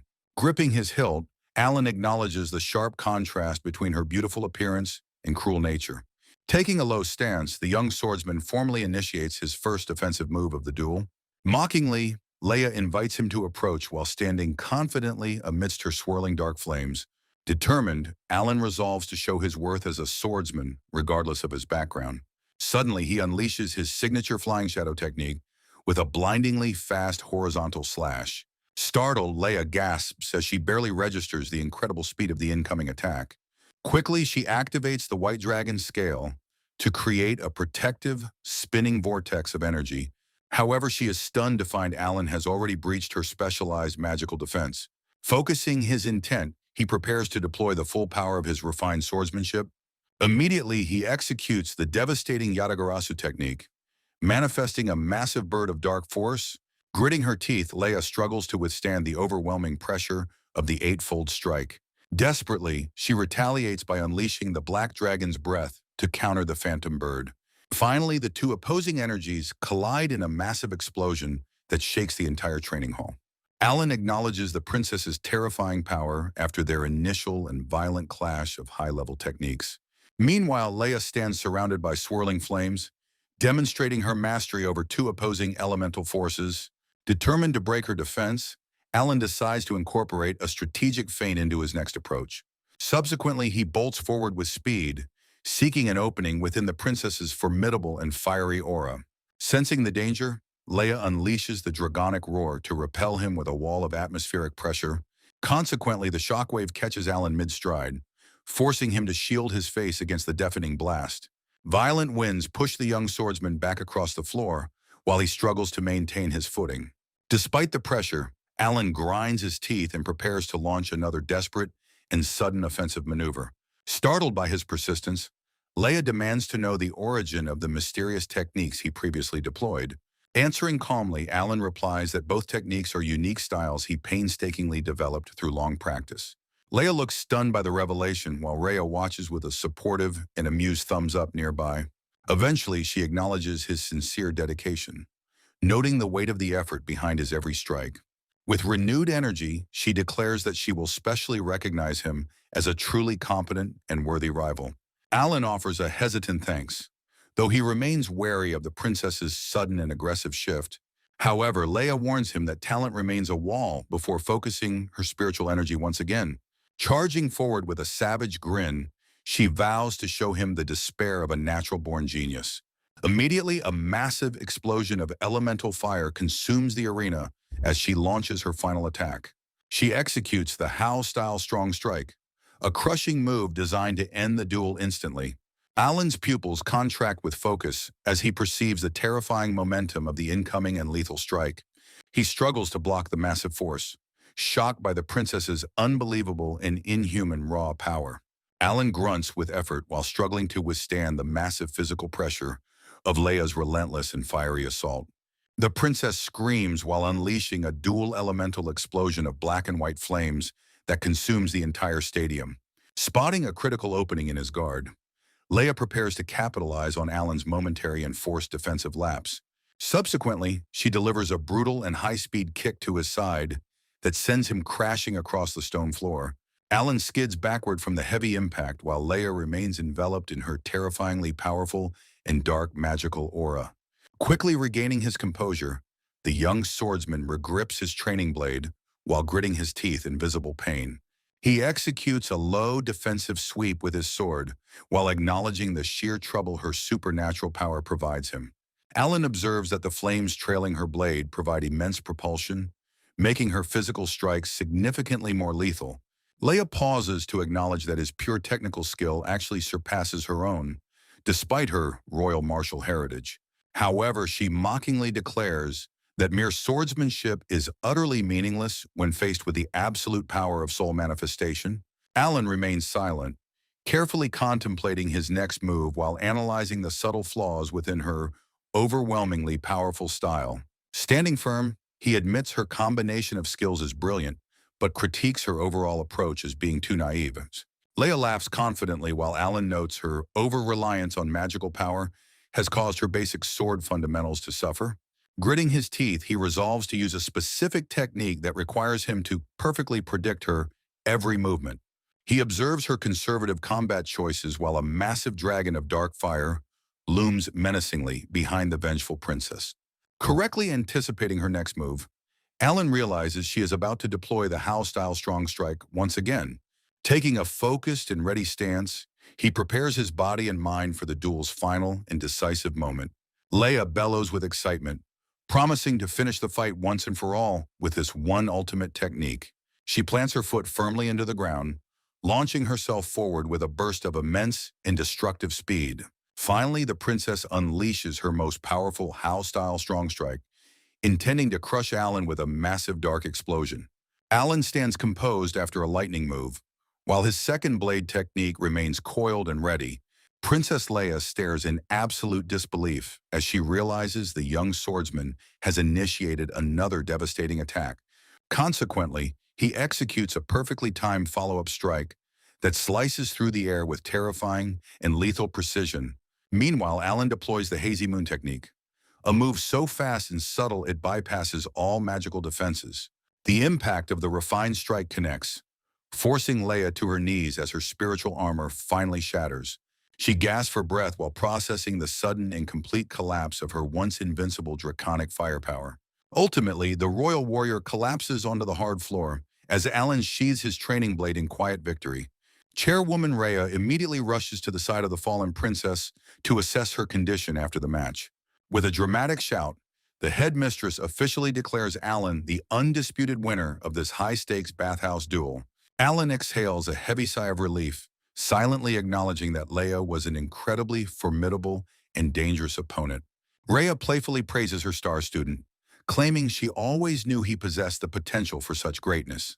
Looking at the unconscious girl, Alan frantically suggests they transport the defeated princess to the school infirmary immediately. However, Rhea dismisses his worry, casually noting that Leia's superhuman constitution ensures she will recover quite rapidly. Suddenly, Leia's eyes snap open with a look of pure, raw shock as consciousness returns in a flash. She bolts upright with a terrifying scream, catching both Alan and the chairwoman completely off guard with energy. Confused, the princess asks what happened while Rhea bluntly informs her of her definitive and public defeat. Leia repeats the words in a daze, her pride visibly crumbling at the impossible reality of her loss. A dark shadow falls over her face as she begins to tremble with a growing and uncontrollable rage. Alan recoils in terror as an oppressive and familiar dark aura starts to surge around the vengeful royal. Finally, Leia grabs him and screams, demanding an explanation for how a commoner could possibly defeat her. Alan calmly begins to explain the mechanics of his invisible, high-speed sword techniques to the stunned princess. He describes a sophisticated trap-style slash, where he predicts his opponent's movement to strike from a distance.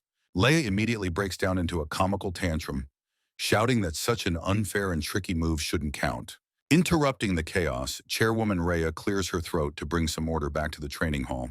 She smirks wickedly at the defeated royal, reminding everyone that Alan is the definitive victor of their match.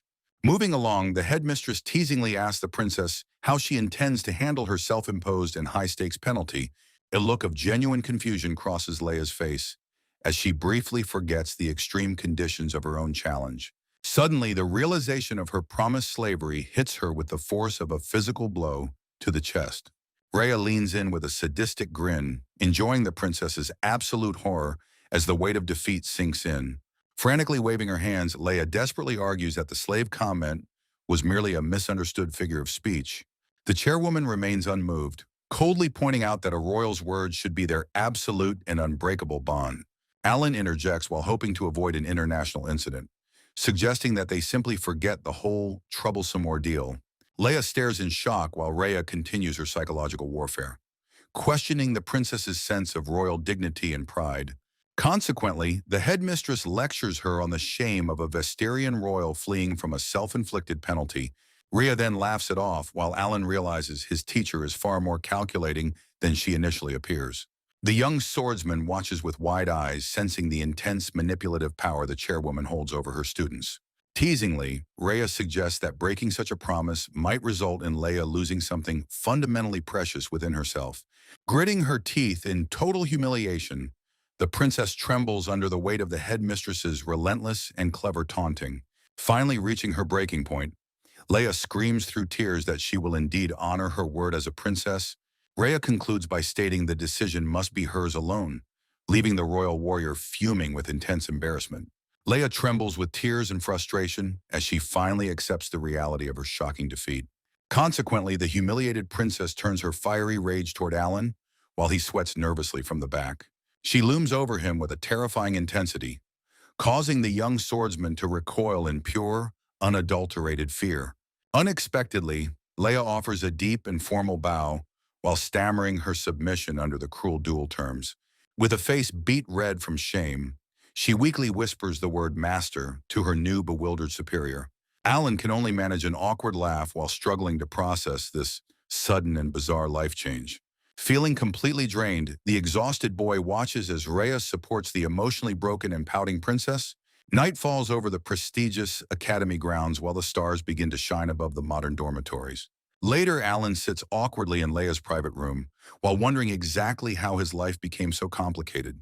Rhea cheerfully departs, announcing that all of Alan's belongings will be moved into the princess's room tomorrow. His spirit nearly leaves his body as he envisions the international incident this living arrangement might cause. He glances at Leia, realizing their forced communal life is starting much sooner than he ever anticipated. Meanwhile, the princess sits pouting on a cushion, her face flushed with lingering anger and intense embarrassment. Walking through the quiet hallway, the manipulative chairwoman laughs heartily at the day's very entertaining events. Rhea continues to chuckle while remembering Leia's priceless expression during her total and public social collapse. Shifting to a more serious tone, she calculates that the 3 recommended students are indeed quite promising. She officially selects Alan, Leia, and Rose as the Academy's representatives for the upcoming Big Five festival. Night deepens as Alan begins a letter to his mother, describing his first day at the prestigious school.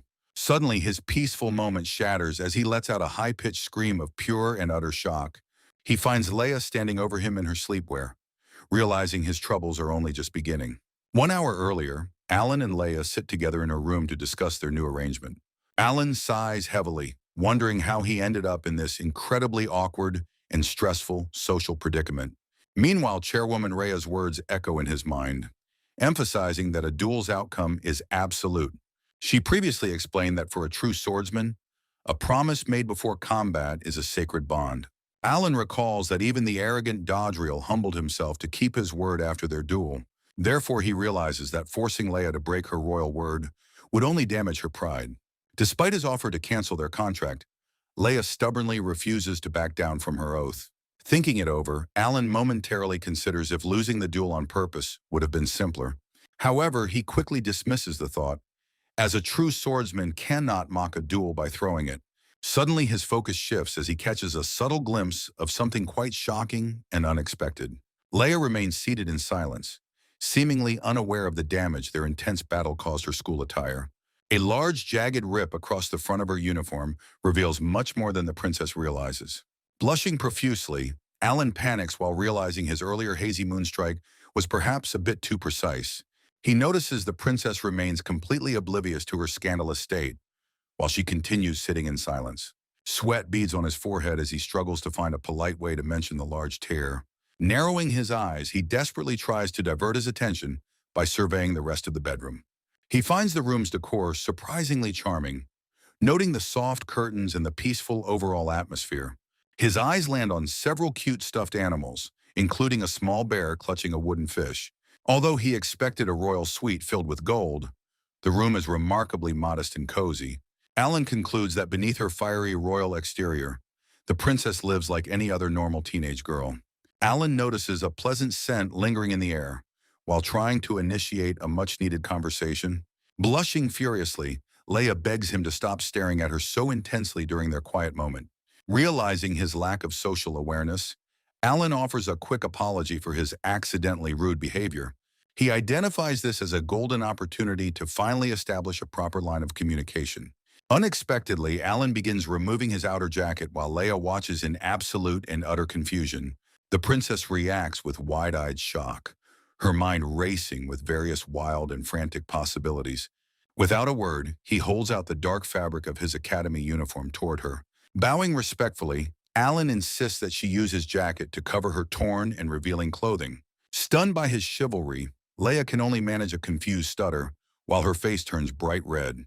He explains that his sword strike caused the damage and urges her to hide the rip.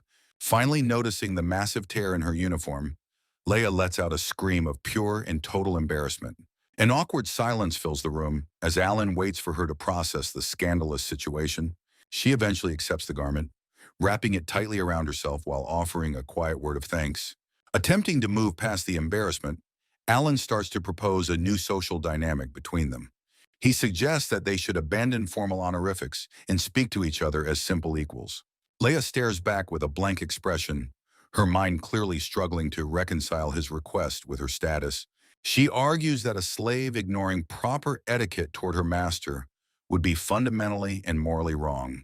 Despite her harsh words, Leia insists her pride as a swordsman prevents her from breaking any promise. Alan realizes the princess is far more stubborn and dedicated to her principles than he first anticipated. Acknowledging her unwavering integrity, he decides he wants to continue building a genuine friendship with her. Alan considers that being her master might allow him to learn the secrets of soul manifestation from her. Deciding that a bit of forcefulness is necessary, he resolves to exercise his rights as her winner. Suddenly, Alan points and formally commands Leia to immediately stop using all honorifics when speaking to him. Leia recoils in total shock, accusing him of using such a cowardly and underhanded tactic against a princess. Alan dismisses her protest, stating that a master has every right to make their servant uncomfortable if needed. Struggling with her pride, Leia eventually coughs and reluctantly signals her acceptance of his strange new command. She warns him that once given, a master's order can never be retracted for any reason whatsoever.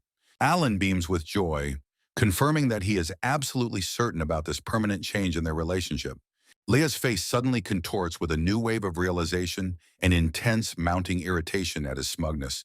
She demands that he also drop his formal speech, finding his polite tone to be incredibly creepy and annoying. Surprisingly, Alan agrees without any hesitation, glad to finally interact with his classmate on equal and friendly terms. Meanwhile, the silence between them grows heavy as the weight of the day's bizarre events finally sinks in. Alan reflects on the total chaos that erupted right after their arrival at this prestigious and strange academy. He attempts to rationalize the locker room incident, admitting his fault while questioning why she was there. Leia vehemently defends herself, insisting she was definitely in the girls' changing room during the entire accidental encounter. Chairwoman Rhea's maniacal laughter echoes in their memories as they realize they were likely both set up. Leia screams into the void about Rhea's true goals, while Alan reflects on their teacher's troublesome nature. Simultaneously, the two students release a long, heavy sigh of mutual exhaustion regarding their chaotic and shared fate. They lock eyes for a silent moment, realizing they are both stuck in this ridiculous situation together. As night falls over the dorms, they end the evening by bickering about who actually sighed first. The wall clock ticks towards midnight, signaling the end of an exhausting and chaotic first school day.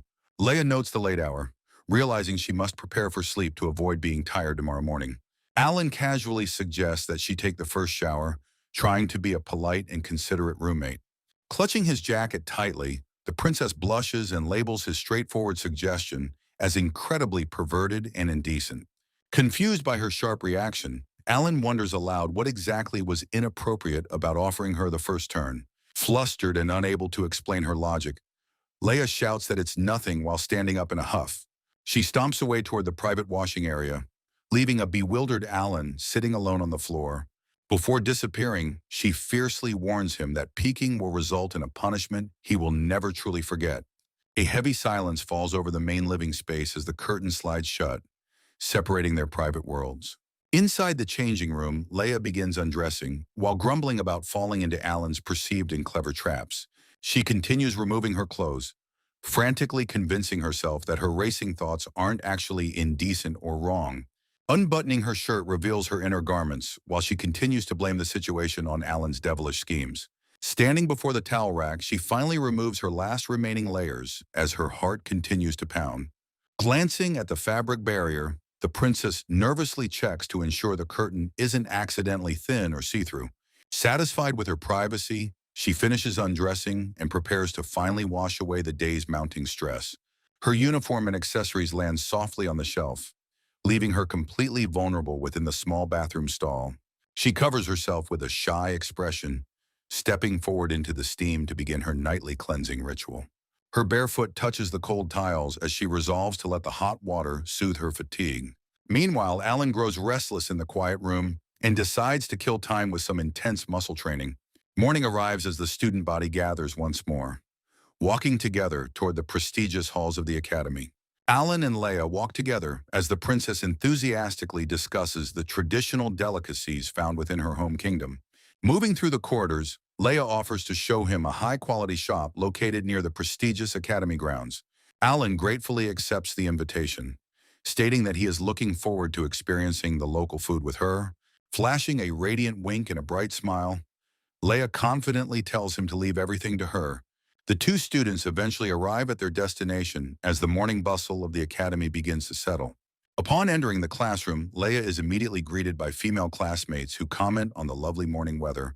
Leia responds with flawless royal poise while a dumbfounded Alan watches her act like a perfect, elegant princess. He silently reflects on the terrifying contrast between this refined public image and her aggressive, fiery true nature. Feeling like a social burden, the young swordsman wonders if his presence is interfering with Leia's classroom interactions. Deciding to keep a low profile, Alan quietly slips away from the girls to find a secluded seat.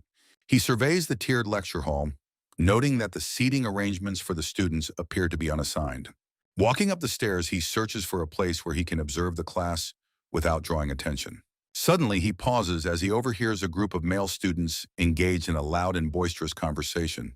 The boys mock their friend for telling an exaggerated tall tale about encountering a bear-like woman nearby.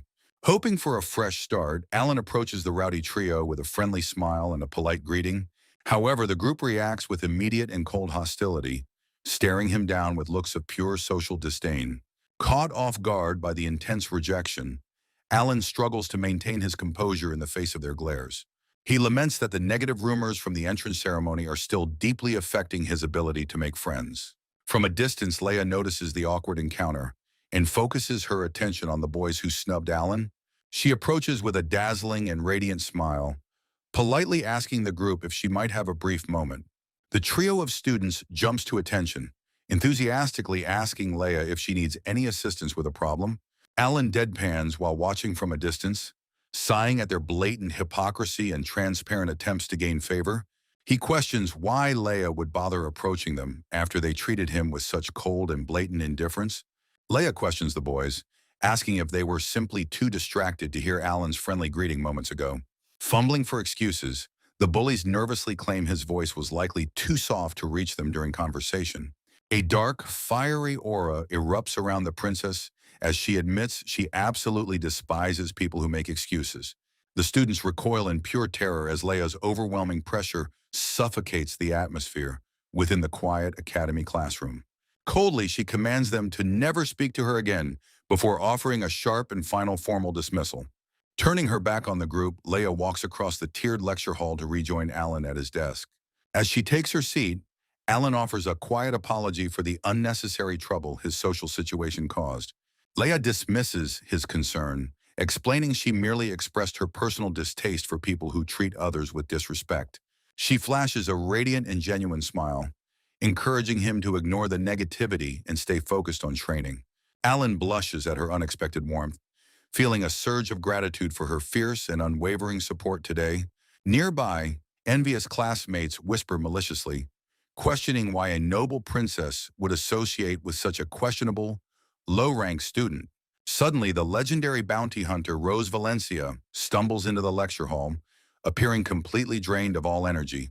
She lets out a massive, uninhibited yawn, clearly suffering from the effects of an extremely long and sleepless night.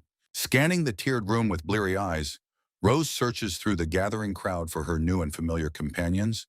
She eventually spots them and begins a sluggish trek toward their desk, catching the attention of the surrounding students. While Alan greets her cheerfully, Leia looks on with a mix of surprise and mild irritation at Rose's casualness. Shocked by her disheveled state, Alan points out that her hair is standing up in quite an alarming fashion. Rose gives a thumbs up while nonchalantly dismissing her disheveled state as a non-issue. Suddenly, a crisp and authoritative footstep echoes through the classroom as someone approaches the lecture area. Chairwoman Rhea bursts into the room with explosive energy, greeting the class with a boisterous shout. The entire room falls into a stunned silence as the students process the headmistress's sudden and unexpected arrival. Rhea beams from the podium, praising the class for achieving perfect attendance on their very first official day. A confused student raises her hand, asking why the Academy's high-ranking chairwoman is personally visiting their morning class. With a mischievous grin, Rhea reveals that she has appointed herself as the homeroom teacher for Class 1A.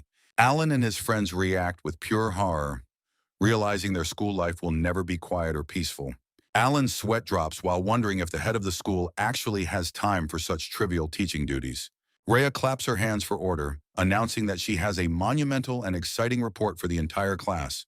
She brings up the subject of the upcoming Big Five Festival, a legendary competition held among the top academies. The festival is described as a high-stakes rookie tournament where 3 selected freshmen from each school battle for dominance. The students erupt into cheers, viewing the prestigious event as a direct path to achieving their holy night dreams. Leia and Alan watch the commotion, both sensing that their involvement in this event is likely already predetermined. Rhea explains that under normal circumstances, participants would be chosen through a grueling series of practical combat exams. However, she shockingly declares that she has already selected the representatives for this year's highly anticipated festival matches. A wave of intense anxiety and suspense washes over the classroom as students wait for the final names. Alan breaks into a cold sweat, gripped by an overwhelming and undeniable sense of impending social and physical doom. With a dramatic flourish and a sharp point, Rhea prepares to unveil the first of the chosen Academy champions. She officially announces Princess Leia Vesteria as the first representative, much to the young royal's visible and utter astonishment. Rhea names Rose Valencia as the second representative, while the girl remains sound asleep at her desk. Then she reveals Alan Roddle as the final pick, causing him to bury his face in absolute despair. The headmistress cheerfully confirms the trio, while the classroom erupts into a state of total and utter chaos. Suddenly, an angry student named Tessa Vermon stands up and loudly protests the selection of the representatives. Rhea calmly turns her attention toward the boy, asking him to clearly explain the reason for his outburst. Vermont accepts Leia and Rose's skill, while Leia winks, and Rose remains in a sleepy, confused daze. However, he points aggressively at Alan, demanding to know why a nameless commoner was chosen over the elite. Alan sweats profusely while observing his classmates' terrifying expression, realizing he has become a target of hatred. Maintaining her cool composure, Rhea simply states that the selection was based entirely on raw combat ability alone. Vermon refuses to accept the explanation, shouting for a reselection while the rest of the class watches intently. He continues his verbal assault, labeling Alan as a third-rate failure who lacks any real martial presence. Feeling completely alienated, Alan imagines himself drifting through a cold void of public mockery and cruel insults. Leia notices his distress and asks if he is all right, while Alan struggles to hold back his tears. Breaking the tension, Rhea looks down at Alan from the podium with a mischievous and highly calculated expression. Alan looks back with a worried face, wondering what kind of trouble the headmistress is planning next. Suddenly, Rhea bursts into mocking laughter, pointing out that Alan has absolutely zero trust from his peers. Fury bubbles within Alan as he realizes the chairwoman is the direct cause of this humiliating social disaster. He tries to calm his nerves, refusing to give her the satisfaction of seeing him lose his composure. Rhea sighs with boredom, noting that Alan is far less reactive than the princess while he claims victory. Finally, she contemplates the situation with a finger to her lip, surprised by the students' intense resistance. Rhea stands at the podium while the students watch from their desks in the tiered lecture hall. Suddenly, Alan rises from his seat to address the headmistress, while Leia looks on in total surprise. He begins walking down the aisle toward the front of the classroom with a look of heavy resignation.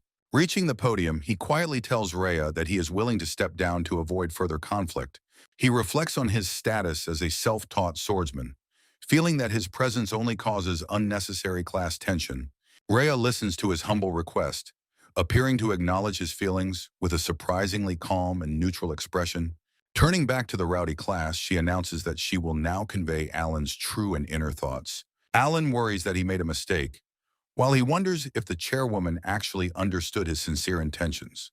With a malicious grin, Rhea falsely claims that Alan called his classmates incompetent weaklings beneath his elite level, Alan stands completely paralyzed in absolute shock as the headmistress blatantly and cruelly twists his every word.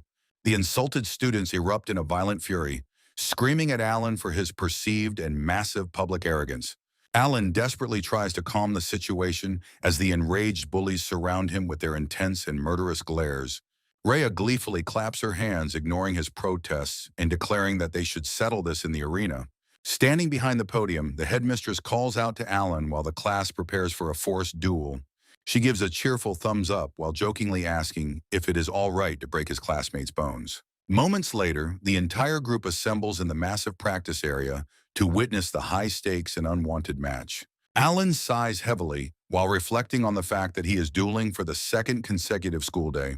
Tessa draws his sword with a vicious and confident grin, promising to humble the pathetic commoner right now. Deciding to get it over with, Alan readies his blade while hoping a quick victory will end the drama. Both combatants face each other in the center of the ring while the crowd watches in breathless silence. Vermont lunges forward with incredible speed, his face twisted in a mask of pure and focused aggression. Screaming a battle cry, the noble student brings his blade down in a powerful and heavy vertical strike. His high-level form and grip reveal the discipline of an elite warrior trained in prestigious martial arts.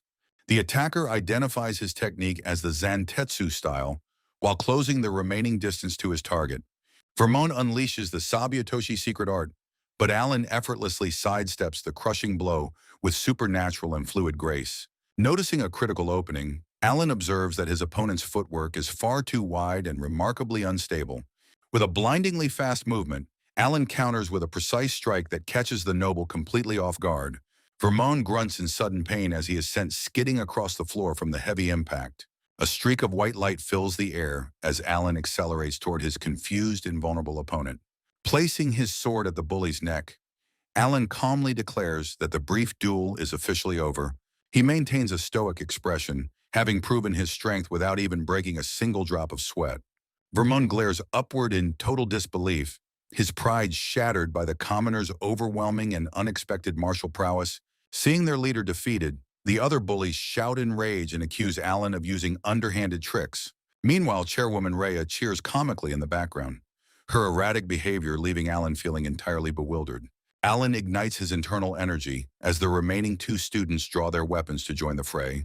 The bullies realize Alan is a genuine threat. Warning each other to avoid underestimating his terrifying speed, they coordinate their movements, surrounding the young swordsman to initiate a high-stakes 3-on-1 combat scenario. The group closes in from all sides, hoping to overwhelm Alan's defenses through superior numbers and positioning. Alan quickly analyzes their formation, correctly predicting that they will strike from his blind spot simultaneously. He sighs in frustration, mourning the quiet academy life that is now permanently out of his reach. Alan sighs heavily, lamenting that his life never seems to go as smoothly as he originally planned. Resolving to end things quickly, he prepares to finish the repetitive matches with a single, swift motion. He shifts his weight, initiating a high-speed approach toward the first of the three arrogant student challengers. Alan vanishes in a blur. He executes the Yatagarasu. The multifold strike connects. His opponent is sent flying. Alan refocuses his intent, calmly noting that there are only two more opponents left to defeat today. Another student lunges from above. He unleashes a Zantetsu strike.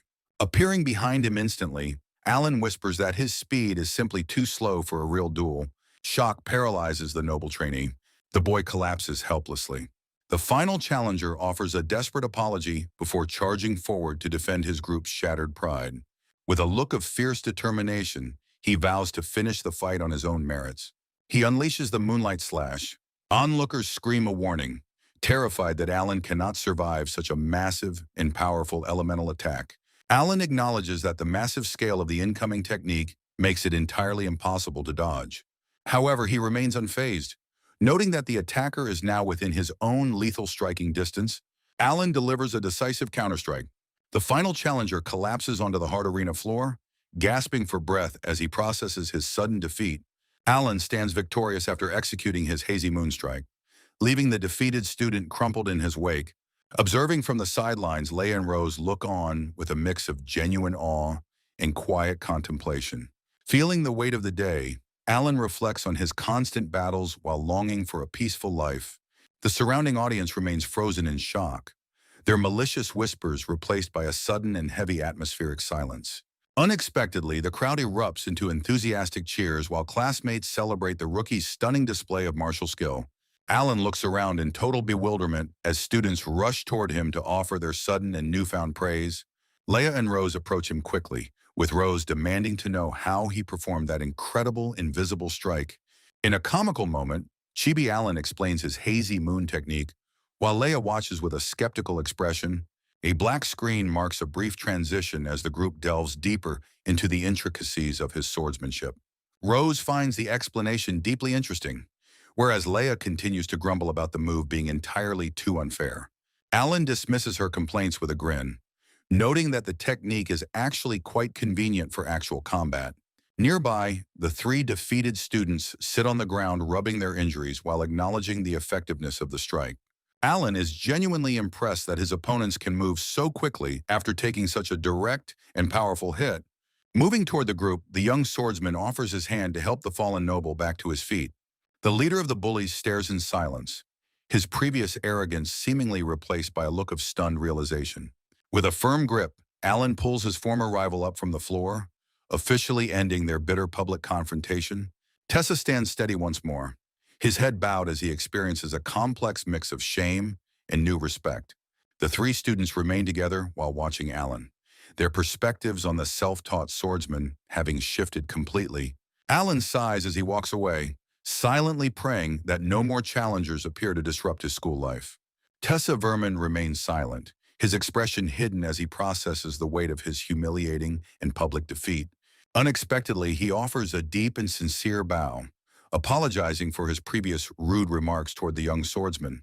Alan looks on in complete and total shock, hardly expecting such a sudden display of humility from his rival. The other two students join their leader, admitting their eyes were closed to Alan's obvious and superior combat talent. Flashing a warm and forgiving smile, Alan tells them to forget the past and move forward as fellow classmates. He reflects that their initial resentment was understandable, given his lack of a famous name or established martial school. The trio praises his character, noting that he is a big man both in spirit and in his swordsmanship. Alan happily accepts their request for friendship, glad to finally find some common ground within his new elite class. They all join hands in a symbolic gesture of unity, officially ending the hostility that once divided their classroom group. While Alan laughs with his new companions, Rhea watches from the shadows, appearing slightly bored by the peaceful resolution. Stepping forward, the headmistress asks the remaining students if anyone else dares to challenge Alan's right to represent them. Leia and Rose watch the proceedings with contented smiles, pleased to see their friend finally gaining the respect he deserves. Despite the cheers, Alan expresses worry that students from other classes might still view his selection as being unfair. His new friends confidently dismiss his concerns, claiming that Class A's unanimous support is more than enough for anyone. Rhea dramatically points toward the class, preparing to make a formal and final declaration regarding the upcoming Big Five Festival. She officially confirms Leia, Rose, and Alan as the Academy's chosen champions, while the entire hall erupts into cheers. Early the next morning, the peaceful silence of the Academy grounds is broken only by the chirping of small birds. A group of students gathers in the large training hall to begin their daily physical conditioning and sword drills. Alan rubs his bare arms, shivering slightly while noting the biting chill of the early morning air in his uniform. Several other students also huddle together, complaining about the harshness of training in the frigid temperatures of early April. Alan's friends tease him that things aren't so bad as a new group arrives. The sliding door opens as a female student steps into the chilly morning air of the arena. Several girls shiver in their thin gym uniforms while lamenting the harsh and freezing early April weather. A classmate notes that bloomers are the standard athletic attire required by all of the Big Five academies. Alan watches in absolute disbelief as his male classmates offer mock prayers toward the gathered female students. He finds himself momentarily overwhelmed by the standardized and revealing gym uniforms worn by his new peers. Leia Vesteria walks over to Alan, offering him a bright morning greeting in her new athletic gear. Alan waves back with a nervous smile, acknowledging the princess's presence while trying to stay focused. Blushing furiously, Leia fidgets and asks Alan for his personal opinion on her choice of gym attire. Alan stammers while his mind frantically searches for the most polite and appropriate response to her question. He struggles to know where to look, as the skimpy uniform makes the entire situation feel incredibly awkward. A sudden realization flashes in his eyes as he remembers a specific lesson about handling such situations. Recalling advice to always be supportive, he gives a thumbs up and tells her the outfit is good. Leia beams with a radiant smile, letting out a joyful giggle while thanking him for the kind praise.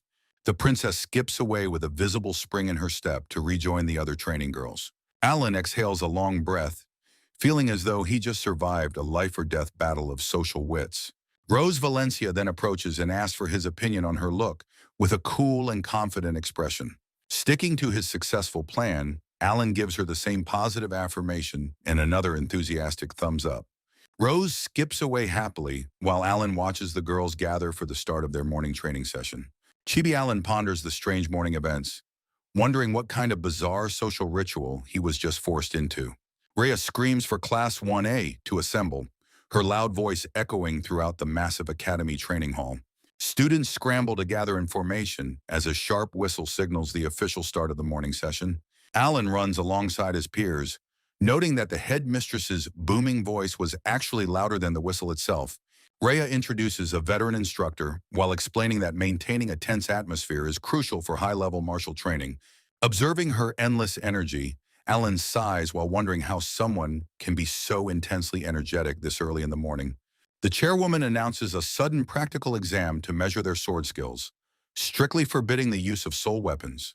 She outlines the three-part test consisting of a quick-draw strike, a 10-man gauntlet, and multiple continuous attacks. For the first event, students must stand before a bamboo pole and execute a lethal slash from a sheath position.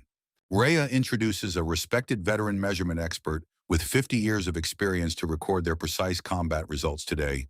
She informs the class that the typical average time for an elite freshman is approximately 0.8 seconds. The male students look on with serious expressions, feeling the immense pressure to perform well in front of their peers. Leia Vesteria is called forward as the first participant, stepping up to the bamboo pole with absolute royal confidence. Standing tall, the princess regulates her breathing while focusing her entire spirit on the target sitting directly before her. Her hand grips the hilt of her blade with lethal intent as she prepares to demonstrate her superior royal swordsmanship.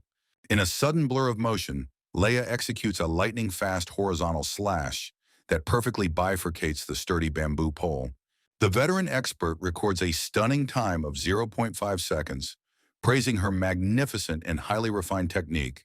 Leia cheers with pure joy as the crowd reacts with awe to her incredible and record-breaking opening performance. Rhea praises the princess's great start before calling the legendary bounty hunter, Rose Valencia, to take the stage next. Rose approaches the bamboo with a calm and focused demeanor, her sharp eyes indicating she is ready for the challenge. Sinking into a deep and steady combat stance, the female warrior prepares to unleash her specialized Ukaidu style. Rose focuses her intent as she prepares her lightning-fast strike. "Thunder Cherry!" Rose shouts while her blade effortlessly slices through the target. The bamboo pole is severed with absolute precision and lethal speed. The veteran expert records a staggering 0.3 seconds. Rose smirks victoriously while Leia grumbles about her rival's superior speed. Rhea praises the legendary style before summoning Alan to the testing line. Alan steps forward under the watchful eyes of his skeptical classmates. Staring at the bamboo, he recalls how he once struggled with quick draws. Gripping his hilt, he wonders how billions of training years changed him. With a silent exhale, he executes a strike too fast for human eyes. Even the chaotic chairwoman is left speechless by his invisible martial display. The audience murmurs in confusion. Having seen absolutely no movement at all, a heavy silence hangs as the expert stares blankly at his stopwatch. Alan clenches his fist, eagerly asking for his official recorded result. Sweating, the expert asks Alan why he hasn't started the test yet. Rhea leans in curiously, also having failed to catch the boy's movement. The old man insists that the bamboo pole remains completely untouched. Calmly, Alan reaches out to give the standing pole a gentle tap. The bamboo suddenly slides apart, leaving the expert screaming in total shock. The students erupt in chaos, terrified by a speed they couldn't even perceive. The veteran expert trembles in absolute disbelief, unable to fathom how he missed such a high-speed strike. Chairwoman Rhea bites her finger in frustration. realizing even her elite eyes couldn't track Alan's insane movement speed. She demands that Alan repeat the test, but this time orders him to swing the sword much slower. Alan's eyes widen in comical shock, finding it absurd to be asked for slowness in a speed trial. Despite the odd request, he continues shattering every school record in the following multi-target and continuous strike exams. Rhea eventually closes her notebook, officially announcing the conclusion of today's grueling practical examinations for the class. She dismisses the students while generously leaving the massive training hall open for anyone wishing to practice further. Alan celebrates his visible growth, finally seeing the tangible results of his hard work reflected in official numbers. Suddenly, his new rival Tessa approaches him, asking for a brief moment of his valuable and skilled time. Tessa mentions the flying shadow technique, clearly impressed by the power he witnessed during the earlier classroom duel. He humbly asks Alan to teach him the move, offering his own family's Zentetsu style in exchange. Feeling unworthy, Alan awkwardly declines, claiming he is not yet a refined enough swordsman to guide another student. Tessa persists with intense desperation, bowing low while begging for even a small hint regarding the secret technique. Surrendering to the boy's passion, Alan agrees, prompting a jubilant Tessa to shout his love and gratitude aloud. The other classmates suddenly rush in, refusing to let Tessa gain a secret advantage in their competitive training. A group of students surrounds Alan, frantically offering their own techniques in exchange for his mysterious, self-taught moves. Alan smiles warmly, genuinely happy to help his peers improve their skills, regardless of their previous social differences. Watching from the shadows, Leia and Rose tremble with intense competitive jealousy as the crowd gathers around him. The two elite girls burst forward, aggressively demanding that Alan prioritize their training over everyone else's requests. Alan laughs nervously while trying to settle the rowdy group, promising to teach every single person eventually.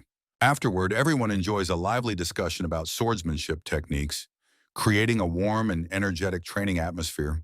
Alan reflects happily, realizing that he has spent years longing for this exact kind of friendly social interaction. He remembers the 3 long years of agonizing isolation and cruel bullying he endured at Grand Swordsmanship Academy. In stark contrast, he is now surrounded by supportive classmates who share his deep passion for martial arts. With a genuine smile, Alan confesses that he feels incredibly happy, catching the attention of the nearby princess.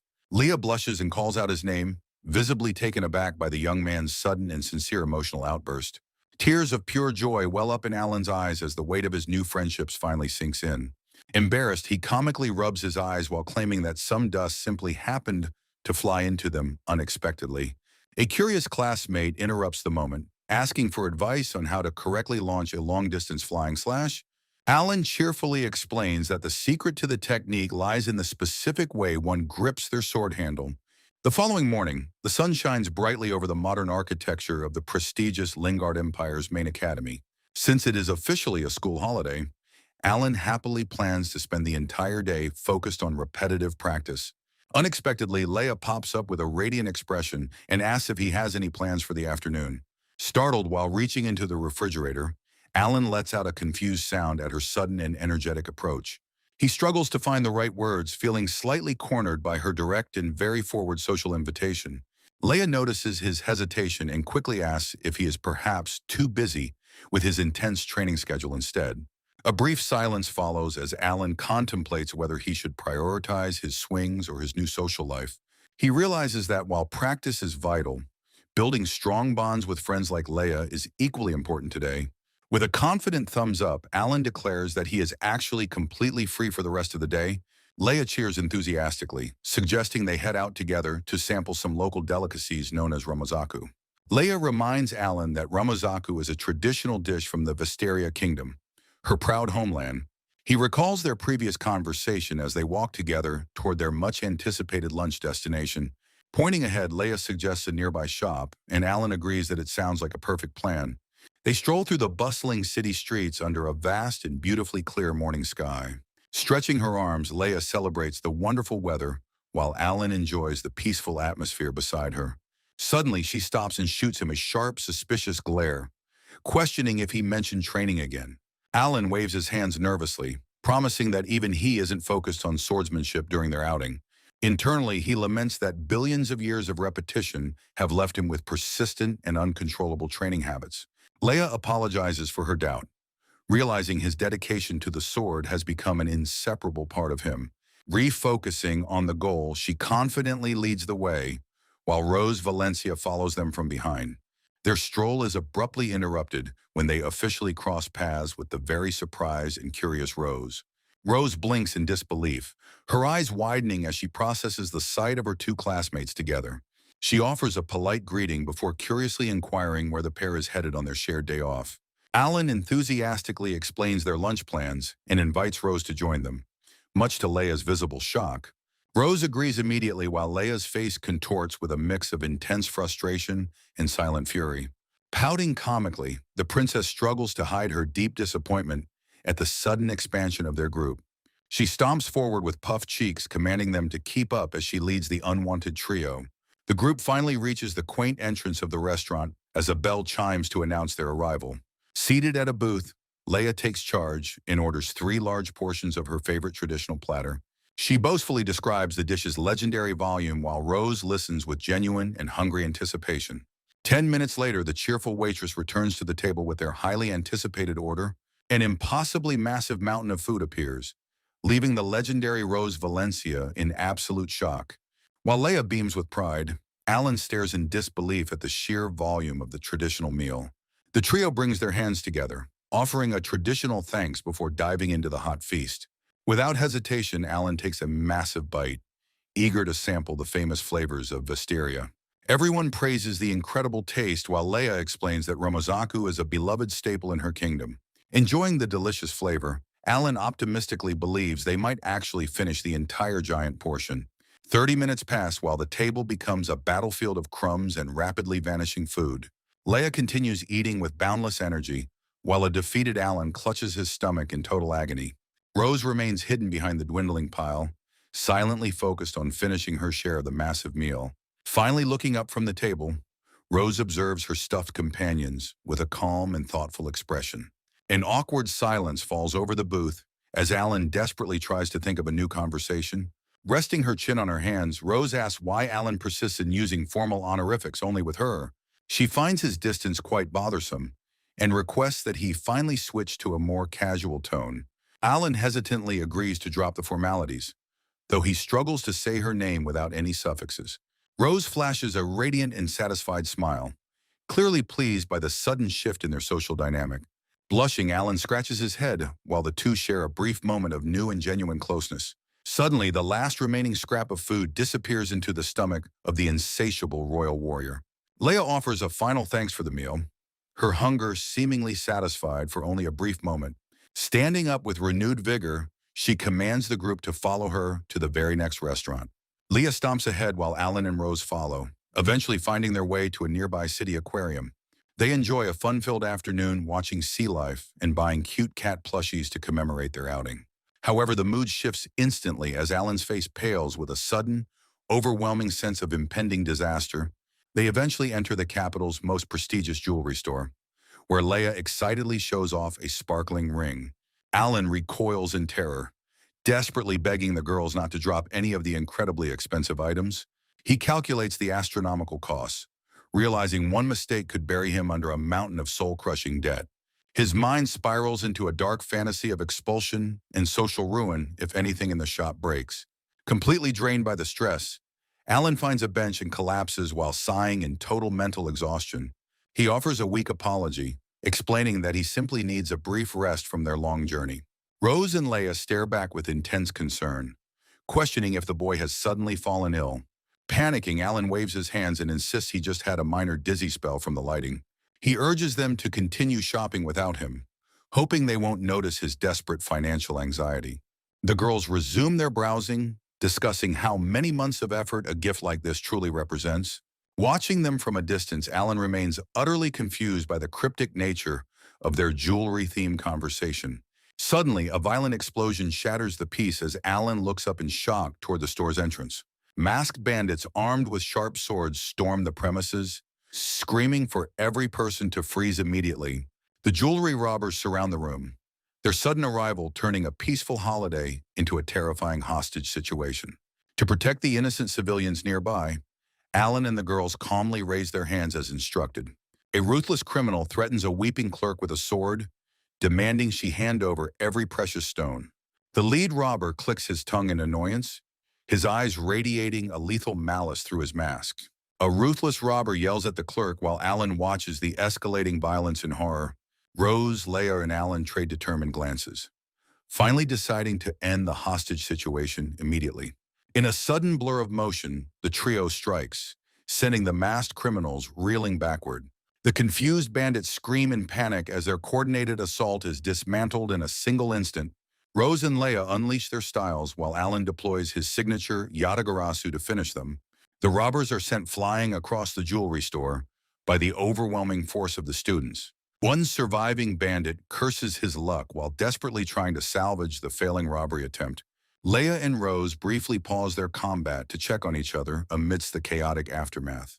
The final criminal collapses onto the hard floor, completely neutralized by the students' superior skills. Despite their victory, the girls discuss the proper priority of saving lives over catching thieves. Alan remains silent, assuring himself that their actions were correct and there is no problem. He spots an escaping bandit and calmly notes that the target is still within range. With a focused breath, Alan executes his first flying shadow strike to intercept the thief.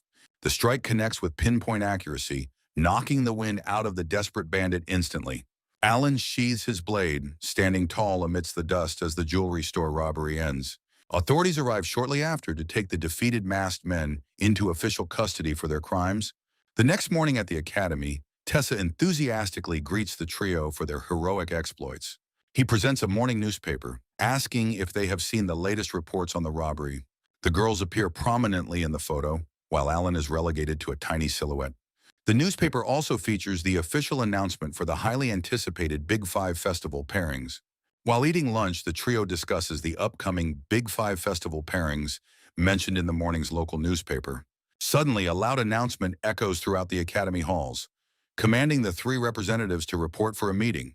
Startled by the urgent summons, Alan and the girls quickly finish their meals while heading toward the director's office.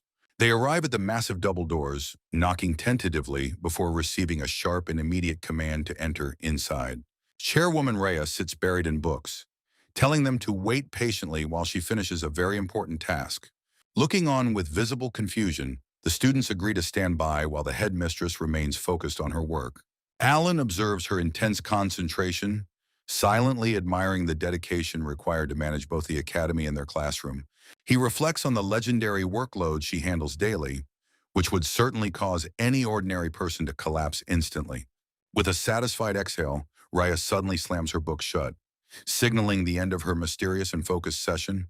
She stretches her arms high while exclaiming how interesting it was, leaving Alan completely baffled by her relaxed attitude. Enthusiastically, she presents the latest issue of a manga magazine, praising the incredible quality of this week's featured story. The trio sinks into a state of total and utter disappointment, realizing their headmistress was merely reading comics alone. Alan points out the absurdity, questioning how she finds any leisure time despite her massive and public administrative responsibilities. Rhea giggles mysteriously while assuring them there is no problem, as a silent figure works diligently in the background. An unknown man in a top hat processes stacks of paperwork with terrifying, inhuman speed that leaves trails behind. The students recoil in pure shock, frantically demanding to know the identity of the bizarre and incredibly fast worker. Alan breaks into a cold sweat, noting that the mysterious individual possesses an unnervingly thin and nearly non-existent presence. Laughing heartily, Rhea introduces the man as number 18, a personal servant assigned to handle all her tedious chores. Alan questions the strange numeric name, while the girls look on with expressions of growing unease and visible suspicion. Rhea's expression turns sinister as she warns them that he is actually an A-rank criminal serving a century-long sentence. Leia yells in disbelief, demanding to know why the chairwoman is employing a convicted A-rank criminal as a servant. Meanwhile, number 18 continues his frantic administrative labor, balancing multiple complex tasks with supernatural, high-speed efficiency. Consequently, Alan finally understands why Rhea always seems so relaxed despite her massive and public leadership responsibilities. Curious about his past, Alan asks what specific crime could possibly warrant a staggering 100-year prison sentence. Rhea maintains a serious facade, building suspense as the students lean in to hear the criminal's dark secret. With a blunt expression, she reveals that the man's only true and persistent sin was professional voyeurism. The classroom falls into a stunned silence as the students process the ridiculous nature of the man's criminal history. Breaking the tension, Alan asks if simple peeking is truly enough to earn such a legendary and lengthy sentence. Visualizing the crime, Rayat explains that 18 targeted elite academies nationwide, repeatedly infiltrating girls' private changing quarters. Rose and Leia look on with pure, unadulterated disgust.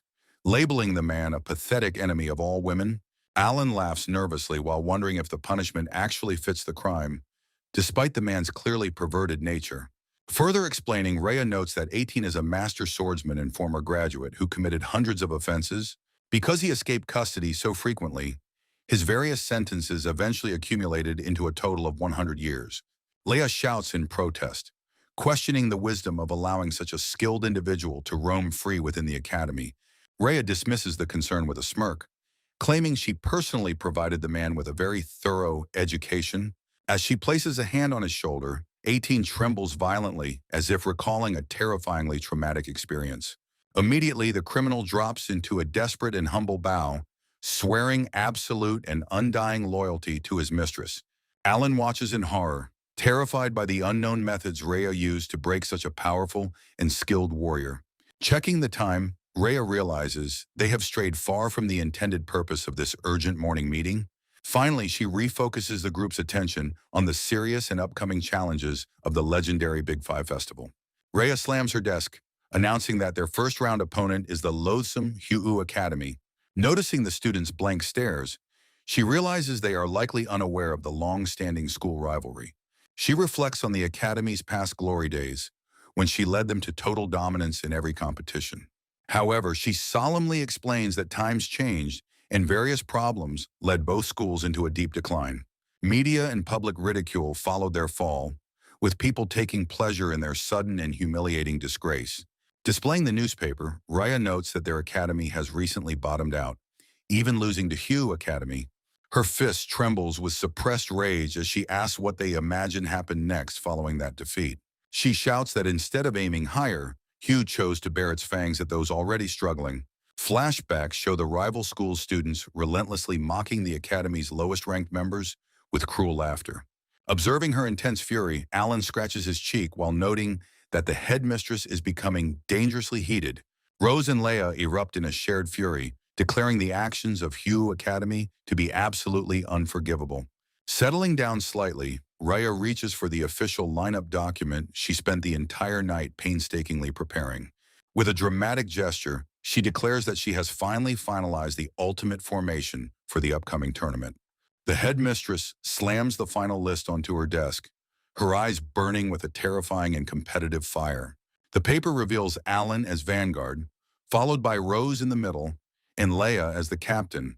Alan examines the list, silently admitting that the chairwoman has actually devised a remarkably logical and sturdy strategy. The plan involves Alan exhausting the opponents so the girls can eventually secure a swift and decisive victory. However, Leia and Rose question the arrangement, believing their strongest fighter should traditionally hold the captain's position. Rhea smirks knowingly, assuring the trio that there is a specific and very calculated reason for this lineup. With a confident grin, she declares she seeks an overwhelming victory that utterly crushes Yu Academy's pride. Rhea explains that Alan sweeping all three opponents will humiliate Yu Academy before they even see the girls. Consequently, Leia and Rose express their sudden and complete understanding of this high-stakes psychological warfare strategy. Rhea laughs, noting that the rival school would never expect Thousand Blade to deploy their ace first. Furthermore, she envisions the enemy's terror as they wonder what kind of monsters are waiting in reserve. Leia and Rose praise the headmistress for such a clever and ruthless plan to strike fear into Hugh. Meanwhile, Alan stands completely frozen, unable to believe the absurd amount of pressure being placed upon him. He frantically argues that defeating 3 elite representatives in a row is an entirely impossible and optimistic prediction. Ignoring his protests, Raya laughs maniacally while imagining their rivals trembling in a state of absolute bitter defeat. The day of the Big Five Festival finally arrives as the crowd gathers to check the official brackets. Suddenly, Rhea lets out a scream of pure, raw outrage while staring at the tournament registration board. The list reveals Hyowu Academy has only registered 2 participants, leaving the Vanguard slot completely and mockingly empty. Leia and Rose grow furious at this blatant act of disrespect toward their school's proud and historic reputation. Alan realizes Hugh believes only 2 warriors are required to defeat the entire Thousand Blade Academy team. He clenches his fist in silent anger, while the atmosphere within the group turns incredibly heavy and tense. Rhea smirks with a dark and vengeful shadow over her eyes, deciding to counter their move with her own. She screams for an immediate lineup change, declaring that Alan alone will represent them to finish the job. A panicked official attempts to explain that the deadline for player changes passed several days ago. Rhea continues her loud and aggressive protest, demanding that Yu's arrogance be met with a proper and fitting response. Alan attempts to calm his frantic teacher, pointing out the administrative impossibility of her sudden and wild demand. Finally, the official remains firm, refusing to allow any further deviations from the established tournament rules. Rhea mockingly notes that people lacking composure often take their frustrations out on others nearby.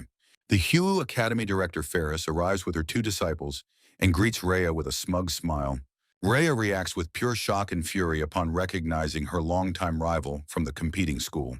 Cracked knuckles and a dark aura signal Rhea's rising rage as she prepares for a verbal confrontation. Ferris hides behind her fan, nonchalantly dismissing Rhea's accusations of using underhanded and cowardly tactics. Sparks fly as the 2 powerful directors trade sharp insults regarding their school's current and past rankings. Losing her cool completely, Rhea screams at Ferris, labeling her an old hag with far too much makeup. Ferris fires back with a sharp tongue, calling Rhea a single-cell organism in front of all the students. Alan laments that even such childish individuals hold high-ranking leadership positions within the Empire's educational system. Both directors scream their intentions to restore their academy's honor, while their auras clash violently in the hall. Rhea and Ferris end up in a physical scuffle, their petty rivalry erupting into a childish hall brawl. Finally, Ferris departs with her team, while Rhea commands her own students to prepare for the coming battle. Alan releases a heavy sigh of exhaustion, drained by the constant drama surrounding his eccentric academy headmistress. Suddenly, a terrifying wave of cold and raw bloodlust washes over Alan from the shadows behind him. Startled by a sudden chill, Alan spins around while searching for the source of the intense killing intent. Alan stares at the departing back of the Hyu student, feeling an unnerving pressure unlike any previous opponent. The intensity of the freezing bloodlust leaves Alan paralyzed with a sudden and chilling sense of impending danger. He realizes that the representatives from the rival school are far more dangerous than he initially anticipated. Walking down the long corridor, the trio focuses their minds while the sound of their footsteps echoes loudly. Standing at the arena's threshold, they prepare to fight as the first tournament match is officially declared. Alan grips his sword hilt tightly, noting the perfect level of pre-match tension within his body. Meanwhile, his female companions offer fierce words of encouragement, while warning him that defeat is an absolute impossibility. Consequently, the young swordsman takes a deep breath and steps out into the blinding light of the arena. The announcer's voice booms across the stadium, officially introducing Alan Rodall as the vanguard for Thousand Blade Academy. A massive roar erupts from the stands as the audience eagerly anticipates the start of the prestigious festival matches. Startled by the noise, Alan looks up toward the balconies to see countless faces watching his every move. Suddenly, he spots Tessa and his other new friends cheering at the top of their lungs for his victory. Standing alone in the center of the massive ring, he feels the overwhelming weight of their collective hope. He reflects on how his current life differs from the lonely, isolated existence he once endured at Grand Academy. Furthermore, Alan adjusts his uniform while vowing to win for the sake of those who finally believe in him. Moving along, the announcer introduces the middle guard representative from the rival Hugh Academy to the curious crowd. Kane Material enters the arena with a calm and intellectual air, his glasses glinting under the bright sunlight. Groups of enthusiastic fangirls scream his name, highlighting his status as a popular and highly talented elite student. The 2 combatants finally face each other across the wide stone floor, the atmosphere turning heavy with anticipation. Kane piously holds a small cross necklace, declaring his intent to fight a match that is truly honorable. Observing his opponent's refined manners, Alan notes that the glasses-wearing swordsman seems surprisingly polite and respectable.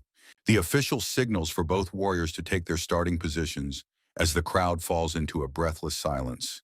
Their eyes lock in a fierce split-second stare as the announcer dramatically shouts for the match to begin. Immediately, Kane lunges forward with incredible speed, while Alan readies his blade to defend against the initial assault. Finally, Kane drops into a low, concentrated stance as a swirling vortex of energy begins to gather around him. Alan stares in absolute shock as a mysterious energy suddenly erupts from his polite opponent. Kane commands the space to close while unleashing a terrifying wave of dark, shattering spiritual power. The young swordsman tenses every muscle in his arm while maintaining a firm grip on his blade. Kane officially reveals his soul weapon, the cursed blade known as the 100 Years of Hell. The crowd roars in wild excitement, convinced that Thousand Blade Academy has finally met its definitive end. Kane smirks behind his glinting glasses, declaring that the time for Alan's final judgment has arrived. Alan analyzes the incoming assault, noting that while Kane is fast, his initial footwork remains surprisingly shallow. Charging forward with lethal intent, Kane promises to finish this opening match in one decisive and bloody strike. Alan attempts to land a high-speed counterattack, believing he has found the perfect opening to win. Kane whispers with a chilling confidence as his technique successfully penetrates Alan's focused defense. A sudden wave of confusion washes over Alan as he struggles to comprehend what just happened. Kane stands victorious while Alan collapses onto the hard arena floor after a single mysterious blow. The stadium erupts in total disbelief as spectators shout in horror at Alan's sudden and unexpected defeat. Looking down with cold indifference, Kane bids a final farewell to the swordsman he considers entirely foolish. Consciousness begins to fade from Alan's eyes as a heavy darkness consumes his entire field of vision. Alan blinks open his eyes in a vast, empty world featuring a strange house and a massive timer. He recalls being struck down by Kane while desperately trying to make sense of his new surroundings. The giant clock in the sky continues its relentless countdown, marking every passing second in this silent void. Noting the lack of shadows, Alan realizes this realm bears a terrifying resemblance to the Hermit's training world. Finally, he concludes that he has been trapped within a temporal prison created by Kane's soul weapon. Determined to escape, Alan prepares to test his strength against the limits of the mental void. He executes a high-speed strike that visibly slices through the very fabric of the spiritual dimension. The dark spatial prison shatters instantly, proving Alan's willpower easily exceeds Kane's cursed soul technique. In the real world, Kane stands tall as his 100 Years of Hell technique finally concludes. Alan stands motionless while he experiences the full weight of the mental time jump within his mind.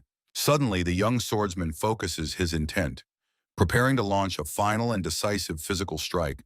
Alan jolts back to his senses, astonishing the entire audience by remaining upright after the attack. The announcer and Kane are both paralyzed with shock, having expected the boy to collapse instantly. Refusing to accept defeat, Alan demands the match continue while gripping his sword with renewed determination. The official screams in absolute disbelief, questioning how any human could survive such a mental ordeal. Alan ignores the referee's confusion and asks to proceed, leaving the stadium in a stunned silence. Seizing the moment, he realizes this is the perfect chance to test his long-honed combat results. Moving with supernatural grace, Alan closes the gap as a terrified Kane tries to react in time. He lunges forward with a strike so powerful it creates a massive shockwave across the stage. Kane stares in absolute confusion, unable to perceive the lightning-fast movement aimed directly at his heart. Alan unleashes the Mirror Cherry Blossom Slash, a secret art that completely overwhelms his opponent's defenses. The devastating impact sends Kane crashing into the stone floor as Alan sheathes his training blade. Struggling on the ground, Kane frantically asks why Alan's mind isn't shattered from a century of hell. Alan scratches his cheek and comically notes that 100 years was far too short to break him. The referee officially declares Kane unable to fight, marking a stunning first win for the Academy's vanguard.